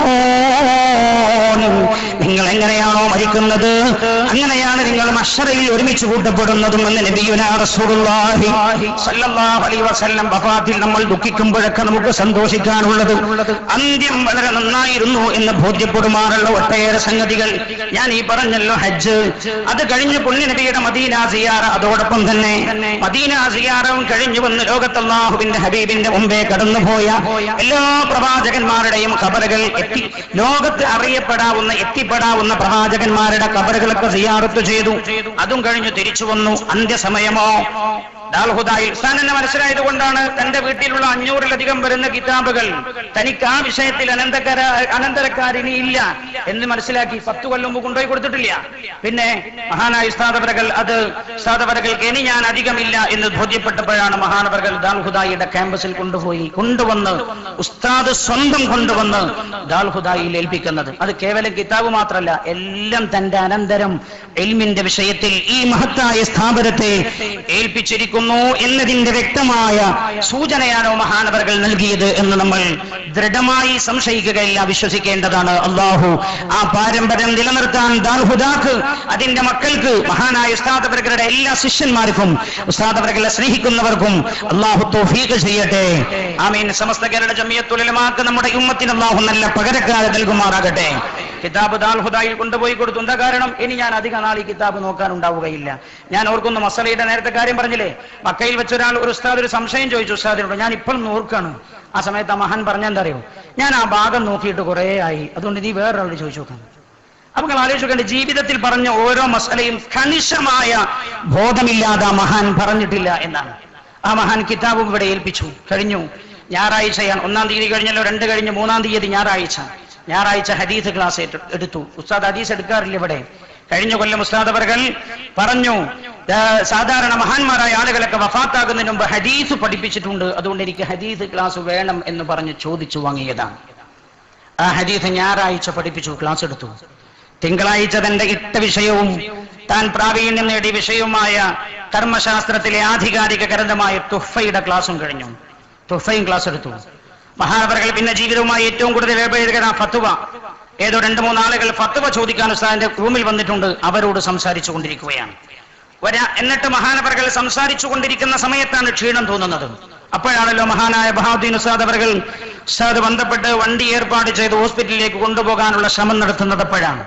അപ്പൊ മഹാനവറുകൾ ഈ രോഗത്തിലേക്ക്, വഫാത്തിനോടനുബന്ധിച്ചുള്ള രോഗത്തിലേക്ക് കടക്കുന്നത് തന്നെ തദ്രീസ് നടത്തിയാണ്. നേരത്തെ ഉസ്താദുമാർ ഇവിടെ പറഞ്ഞല്ലോ, MT ഉസ്താദ് ഇവിടെ പറഞ്ഞു, ദർസ് നടത്തിയിട്ട് ഒരാൾ മരിക്കുക എന്ന് പറഞ്ഞാൽ വലിയ സൗഭാഗ്യമാണ്. അത് വെറുതെ കേവല വാക്കല്ലേ. മഹാനായ നബിയുനാ റസൂലുള്ളാഹി സ്വല്ലല്ലാഹു അലൈഹി വസല്ലം ഖറജ ദാത യൗമിൻ, ഒരു ദിവസം റസൂലുള്ള അങ്ങനെ വരികയാണ്. ഫറഅ മജ്ലിസൈൻ, 2 സദസ്സ് കണ്ടു. അല്ലാഹുവിന്റെ ഹബീബ് 2 സദസ്സ് അല്ലാഹുവിന്റെ റസൂലിന്റെ ശ്രദ്ധയിൽപ്പെട്ടു. അഹദുഹുമാ യദഊനല്ലാഹ്, ഒരു സദസ്സ് അല്ലാഹുവിനോട് ദുആ ചെയ്തുകൊണ്ടിരിക്കുകയാണ്. അവർ ദുആ സമ്മേളനം നടത്തുകയാണ്. വയറഹബൂന ഇലൈഹി, അല്ലാഹുവിനോട് ഇങ്ങനെ ദുആ ചെയ്തുകൊണ്ടിരിക്കുന്ന ഒരു സദസ്സാണ്. വസാനി, രണ്ടാമത്തെ സദസ്സോ യുഅല്ലിമൂന അന്നാസ്, ജനങ്ങളെ നന്മ പഠിപ്പിച്ചുകൊണ്ടിരിക്കുന്ന സദസ്സാണ്. ഫഖാല, റസൂലുള്ളാഹി പറഞ്ഞു കൂടെയുള്ളവരോട്, അമ്മാ ഹൗലാഇ ഫയസ്അലൂന അല്ലാഹ തആല, ഇവർ ദുആ ചെയ്യുകയാണ്. ഈ സദസ്സ് അല്ലാഹുവിനോട് ദുആ ചെയ്യാൻ. ഫഇൻ ശാഅ അതാഹും വഇൻ ശാഅ അമാനഹും, അവർക്ക് അല്ലാഹു ഉദ്ദേശിച്ചാൽ ദുആക്ക് ഉത്തരം കൊടുക്കും, അല്ലെങ്കിൽ അല്ലാഹു ഉത്തരം തടഞ്ഞു വെക്കും. വഅമ്മാ ഹൗലാഇ, മറ്റേ വിഭാഗം, രണ്ടാമത്തെ സദസ്സ്, ഫയുഅല്ലിമൂന അന്നാസ്, അവർ ജനങ്ങളെ ഇൽമ പഠിപ്പിച്ചുകൊണ്ടിരിക്കുകയാണ്. എന്നിട്ട് റസൂലുള്ളാഹി പറഞ്ഞു, വഇന്നമാ ബുഇത്തു മുഅല്ലിമ, ഞാൻ മുഅല്ലിമായി നിയോഗിക്കപ്പെട്ട ആളാണ്. ثم عدل إليهم وجلس معهم, എന്നിട്ട് റസൂലുള്ളാഹി വന്നിട്ട് ആ ഇൽമ പഠിപ്പിച്ചുകൊണ്ടിരിക്കുന്ന സദസ്സിലിരുന്നു എന്നാണ്. ഇൽമ പഠിപ്പിച്ചുകൊണ്ടിരിക്കുന്ന സദസ്സിലിരുന്നു. മഹാനായ ശൈഖുനാ അല്ലാഹു നൽകിയ സൗഭാഗ്യം, നമുക്ക് സന്തോഷിക്കാനുള്ളൊരു വഴിയും അത് തന്നെയാണ്. പഠിപ്പിച്ചുകൊണ്ട് ക്ലാസ്സിൽ നിന്നിറങ്ങി. പിന്നെ ജീവിതത്തിൽ ഏറ്റവും കൂടുതൽ ബന്ധപ്പെട്ടത് ഫത്വയാണ്. ആ അന്ത്യ നിമിഷവും അല്ലാഹു അതിന്റെ തന്നെ സൗഭാഗ്യം കൊടുത്തു. എന്നിട്ട് അപ്പോഴാണ് മഹാനവറുകൾക്ക് സംസാരത്തിൽ ഇഴച്ചു തോന്നുന്നത്. വണ്ടിയിൽ കയറ്റിയിട്ട് കൊണ്ടുപോകുന്ന സമയത്ത് ഫാത്തിഹ ഓതുന്നു എന്ന് വണ്ടിയിലുണ്ടായിരുന്ന ആളുകൾ പറഞ്ഞു.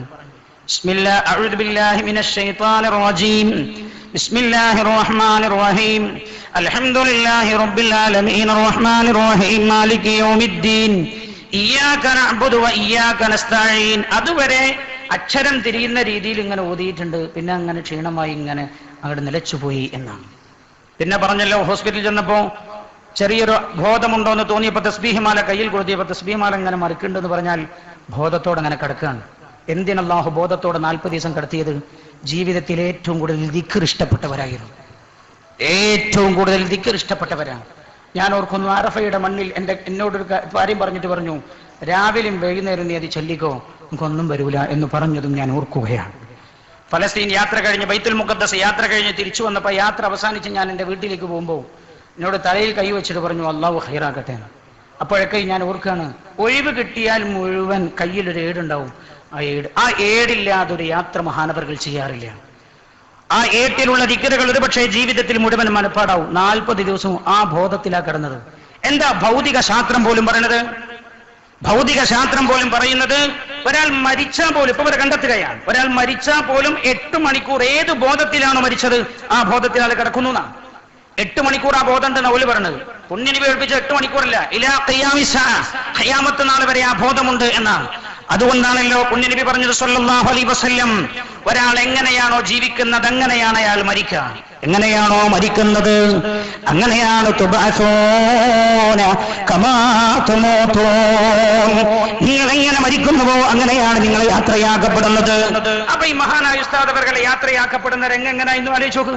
ഒരു ഭൂമിയിൽ അല്ലാഹുവിന്റെ ആകാശത്തിന് ചുവട്ടിൽ എന്തൊക്കെ നന്മണ്ടോ ആ നന്മ മുഴുവൻ ചെയ്തുകൊണ്ടിരിക്കവെയാണ് അല്ലാഹു മരണം എന്ന് പറയുന്ന അവസ്ഥയിലേക്ക് മഹാനവറുകളെ കൊണ്ടുപോകുന്നത്. ആ എല്ലാ നന്മയും, ഒന്ന് പരിശുദ്ധമായ ഹദീസിന്റെ ദർസാണ് ഞായറാഴ്ച നടത്തിയത്, തിങ്കളാഴ്ച തുഹ്ഫയുടെ ക്ലാസ്സാണ് നടത്തിയത്. അത് കഴിഞ്ഞ് വണ്ടിയിൽ കയറി, അത് കഴിഞ്ഞ് ഫത്വ നൽകുകയാണ്. അത് കഴിഞ്ഞ് വണ്ടിയിലേക്ക് കയറിയിട്ട് തന്റെ സംസാരം നിലക്കുന്നതിന് തൊട്ടു മുമ്പ് അല്ലാഹു ഈ ഭൂമി അന്തകടാഹത്തിൽ ഏറ്റവും നല്ല വചനമായ അല്ലാഹുവിന്റെ പരിശുദ്ധമായ കലാം ഉച്ചരിച്ചുകൊണ്ടാണ് ആ മഹാന്റെ സംസാരം നിലച്ചുപോയത്.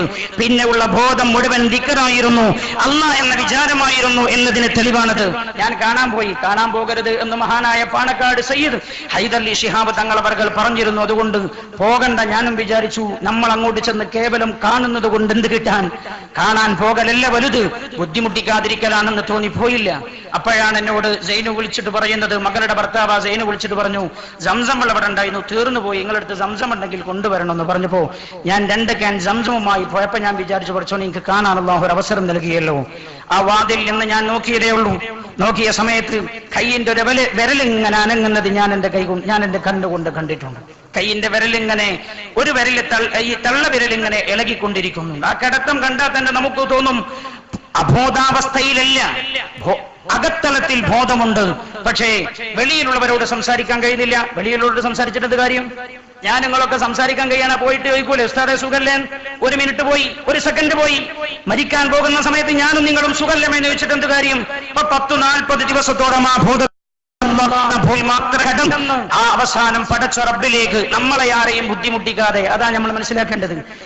ഏത് പരിപാടിക്ക് വിളിച്ചാലും 1 മണിക്കൂർ നേരത്തെ വരുന്ന പോലെ മരണത്തിന് പോലും ഉസ്താദിനെ കാത്തിരിക്കേണ്ടി വന്നില്ല. എത്ര വലിയ തിരക്കുള്ള മനുഷ്യനാ, എത്ര വലിയ തിരക്കുള്ള മനുഷ്യൻ. ഏറ്റവും നല്ല മനുഷ്യൻ എന്ന് പറയുന്നത് ഏറ്റവും എളുപ്പത്തിൽ കാര്യങ്ങളൊക്കെ എളുപ്പമാക്കി കൊടുക്കുന്നവനാണ് എന്ന് പുണ്യനബി സല്ലല്ലാഹു അലൈഹി വസല്ലം തങ്ങളുടെ വാക്ക് പോലെ മരണത്തിന് പോലും ഉസ്താദിനെ കാത്തിരിക്കേണ്ടി വന്നില്ല. ആ മരണത്തിന് വേണ്ടി നേരത്തെ പോയി കടന്നു കൊടുത്തു. ആ സമ്മേളനം പോലും നിങ്ങൾ ആലോചിച്ച് നോക്കും. മഹാനായ ഉസ്താദ് അവരുടെ വഫാത്തിന് മുമ്പായിരുന്നെങ്കിൽ നമ്മുടെ വേദന എത്രയായിരിക്കും. ആ സമയത്താകുമ്പോഴുള്ള പ്രയാസം ആലോചിച്ചു. ആരെയും ബുദ്ധിമുട്ടിച്ചില്ലല്ലോ.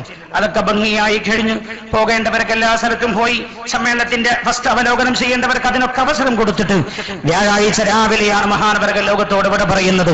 സാധാരണ സമസ്തയുടെ സെക്രട്ടറിയായി സമസ്ത വാഹനം കൊടുക്കുന്നതിന് മുമ്പ് നമുക്കറിയാം, ദാൽഹുദായിൽ നിന്ന് എല്ലാ വ്യാഴാഴ്ചയും ഉച്ച കഴിഞ്ഞാണ് ഉസ്താദ് തന്റെ വീട്ടിലേക്ക് പോകാറുള്ളത്. വാഹനം ലഭിക്കുന്നതിന് മുമ്പ് നമ്മൾ ഓർക്കുകയാണ്, ദർസ് കഴിഞ്ഞ് വീട്ടിലേക്ക് വ്യാഴാഴ്ച ഉച്ചക്കായിരുന്നു അന്ന് ഉസ്താദ് പോകാറുണ്ടായിരുന്നത്. ഇടക്കിടക്ക് വേറെ ചില ദിവസങ്ങളിൽ പോയതൊഴിച്ചാൽ. എന്നാൽ നമ്മൾ ആലോചിക്കേണ്ടത്, വ്യാഴാഴ്ച രാവിലെ മരണത്തിലേക്ക് കീഴടങ്ങി എല്ലാ ദിവസവും വ്യാഴാഴ്ച ഉച്ചക്ക് വീട്ടിലേക്ക് അന്ന് പോയിരുന്ന ഉസ്താദ് അവസാനം ഖിയാമത്തിന്റെ 2ാമത്തെ ഊത്തുവരെ കിടന്നുറങ്ങാൻ ഉച്ചയോടുകൂടെ വീട്ടിൽ നിന്ന് ഇവിടെ എത്തിച്ചേരുകയും അസ്തമയത്തിന് വെള്ളിയാഴ്ച നോക്കൂ, അവിടെ പോലും ആ ദിവസം കാത്തിരുന്നില്ല, നേരത്തെയാണ് പോയത്. സയ്യിദുൽ അയ്യാം, ദിവസങ്ങളിലെ ഏറ്റവും ദിവസങ്ങളിലെ നേതാവാണ് വെള്ളിയാഴ്ച എന്ന് പുണ്യനബി പഠിപ്പിച്ച ആ വെള്ളിയാഴ്ച രാവിലേക്ക് കിടക്കുന്നതിന് കേവലം 1 മണിക്കൂർ മുമ്പ് ആ ദിവസത്തോട് ചെന്ന് ചേർന്ന് ഈ മണ്ണിനോട് മഹാനവറുകൾ ചേർന്നു കിടക്കുകയാണ്. അർഹമുർ റഹീമീനായ റബ്ബ് മഹാനവറുകൾക്ക് മഗ്ഫിറത്തും റഹ്മത്തും നൽകുമാറാകട്ടെ. സ്ഥാനം അല്ലാഹു ഉയർത്തി കൊടുക്കുമാറാകട്ടെ. റബ്ബേ, ഈ ഉമ്മത്തിന് മഹാൻ നൽകിയ സ്നേഹം, പടച്ച റബ്ബേ ഈ സമുദായത്തോട് കാണിച്ച സ്നേഹം, പടച്ച റബ്ബേ ഈ ഉമ്മത്ത് പല ഘട്ടത്തിലും പ്രതിസന്ധിയുണ്ട് എന്ന് തോന്നുന്നിടത്ത് ആ പ്രതിസന്ധികളെല്ലാം വളരെ എളുപ്പത്തിൽ കെട്ടടിച്ചു തന്ന ആ മഹാനുഭാവൻ അർഹമുർ റഹീമീനായ റബ്ബേ, അവർക്ക് ഉഖറബിയായ ലോകത്തെ എല്ലാ പ്രതിസന്ധികളും നീ എളുപ്പമാക്കി തീർത്തു കൊടുക്കണേ റബ്ബേ. അല്ലാഹുവേ, ആ മഹാനെ മരണം വരെ സ്നേഹിക്കുന്ന മുഅ്മിനീങ്ങളിൽ ഞങ്ങൾ ഉൾപ്പെടുത്തണേ റബ്ബേ. ആ മഹാൻ ഞങ്ങൾക്ക് നൽകിപ്പോയത് എന്താണോ അത് നിലനിർത്താനും ഞങ്ങൾക്ക് നീ തൗഫീഖ് നൽകണേ റബ്ബേ. ഞങ്ങൾക്ക് നീ സൗഭാഗ്യം നൽകണേ റബ്ബേ. ആ മഹാനുഭാവന്റെ ദറജ നീ ഉയർത്തി കൊടുക്കണേ റബ്ബേ. അവർക്ക് നല്ലൊരു പകരക്കാരെ ഞങ്ങൾക്ക് നീ നൽകി അനുഗ്രഹിക്കണേ അല്ലാഹ്. ദാറുൽഹുദാക്ക് നീ നൽകണേ റബ്ബേ. സമസ്തക്ക് നീ നൽകണേ റബ്ബേ. അവർ വഹിച്ച ഏതൊക്കെ സ്ഥാനമുണ്ട് അവർക്കൊക്കെ നീ നല്ലൊരു സ്ഥാനം നൽകണേ റബ്ബ്. അല്ലാഹു നല്ലൊരു പകരക്കാരൻ നൽകണേ റബ്ബേ. മഹാനായ സയ്യിദ് സ്വാദിഖ് അലി ശിഹാബ് തങ്ങൾ അവർകൾ നമ്മുടെ ഈ വേദിയിലേക്ക് കടന്നു വന്നുകൊണ്ടിരിക്കുകയാണ്. സയ്യിദുമാരെ വല്ലാതെ ഇഷ്ടപ്പെട്ട മഹാനായ ഉസ്താദ് അവരുടെ സമാപന ദുആയിലും പങ്കുകൊള്ളാൻ കേരളത്തിൽ നമ്മൾ ആഗ്രഹിക്കുന്ന ഒരു കുടുംബത്തിലെ മഹാനായ സയ്യിദ് തന്നെ എത്തിച്ചേർന്നു എന്നതും മഹാനവരുടെ വഫാത്തിന് ശേഷമുള്ള ഒരു കറാമത്തായി നമ്മൾ മനസ്സിലാക്കുകയാണ്. അല്ലാഹു ദറജ ഉയർത്തി കൊടുക്കുമാറാകട്ടെ. മട്ടന്നൂർ സംയുക്ത മഹല്ല് ജമാഅത്തിന്റെ കീഴിലുള്ള 80 മഹല്ലുകളുടെ ഖാദിയായി സ്ഥാനമേൽക്കണമെന്ന് സംസുലമാനം പറല്ലാഹു മർക്കദയുടെ അവിടുത്തെ ഭാരവാഹികൾ ചെന്ന് പറഞ്ഞപ്പോൾ പറഞ്ഞെന്തറിയോ, നിങ്ങൾ സൈനുദ്ദീൻ ഉസ്താദിന്റെ അടുത്ത് പോയിക്കോളി, സൈനുദ്ദീൻ മുസ്ലിയുടെ അടുത്ത് പോയിക്കോളി എന്ന് ഉസ്താദിനോട് ഒന്ന് പറഞ്ഞപ്പോൾ ദാൽഹുദായുടെ ഒരുപാട് ഉത്തരവാദിത്തങ്ങളും കാര്യങ്ങളൊക്കെ പറഞ്ഞു. ഉസ്താദ് ഏറ്റെടുക്കാൻ കൂട്ടാക്കാതിരുന്നു. അങ്ങനെ സംസുലമയോട് ചെന്ന് തിരിച്ചു പറയുമ്പോഴാണ് മഹാനവറുകൾ ആ സ്ഥാനം ഏറ്റെടുക്കുന്നത്. പറഞ്ഞു ഉസ്താദിന്റെ മനസ്സിലാക്കാൻ പറ്റിയ ഇറങ്ങുകൾ ഞാൻ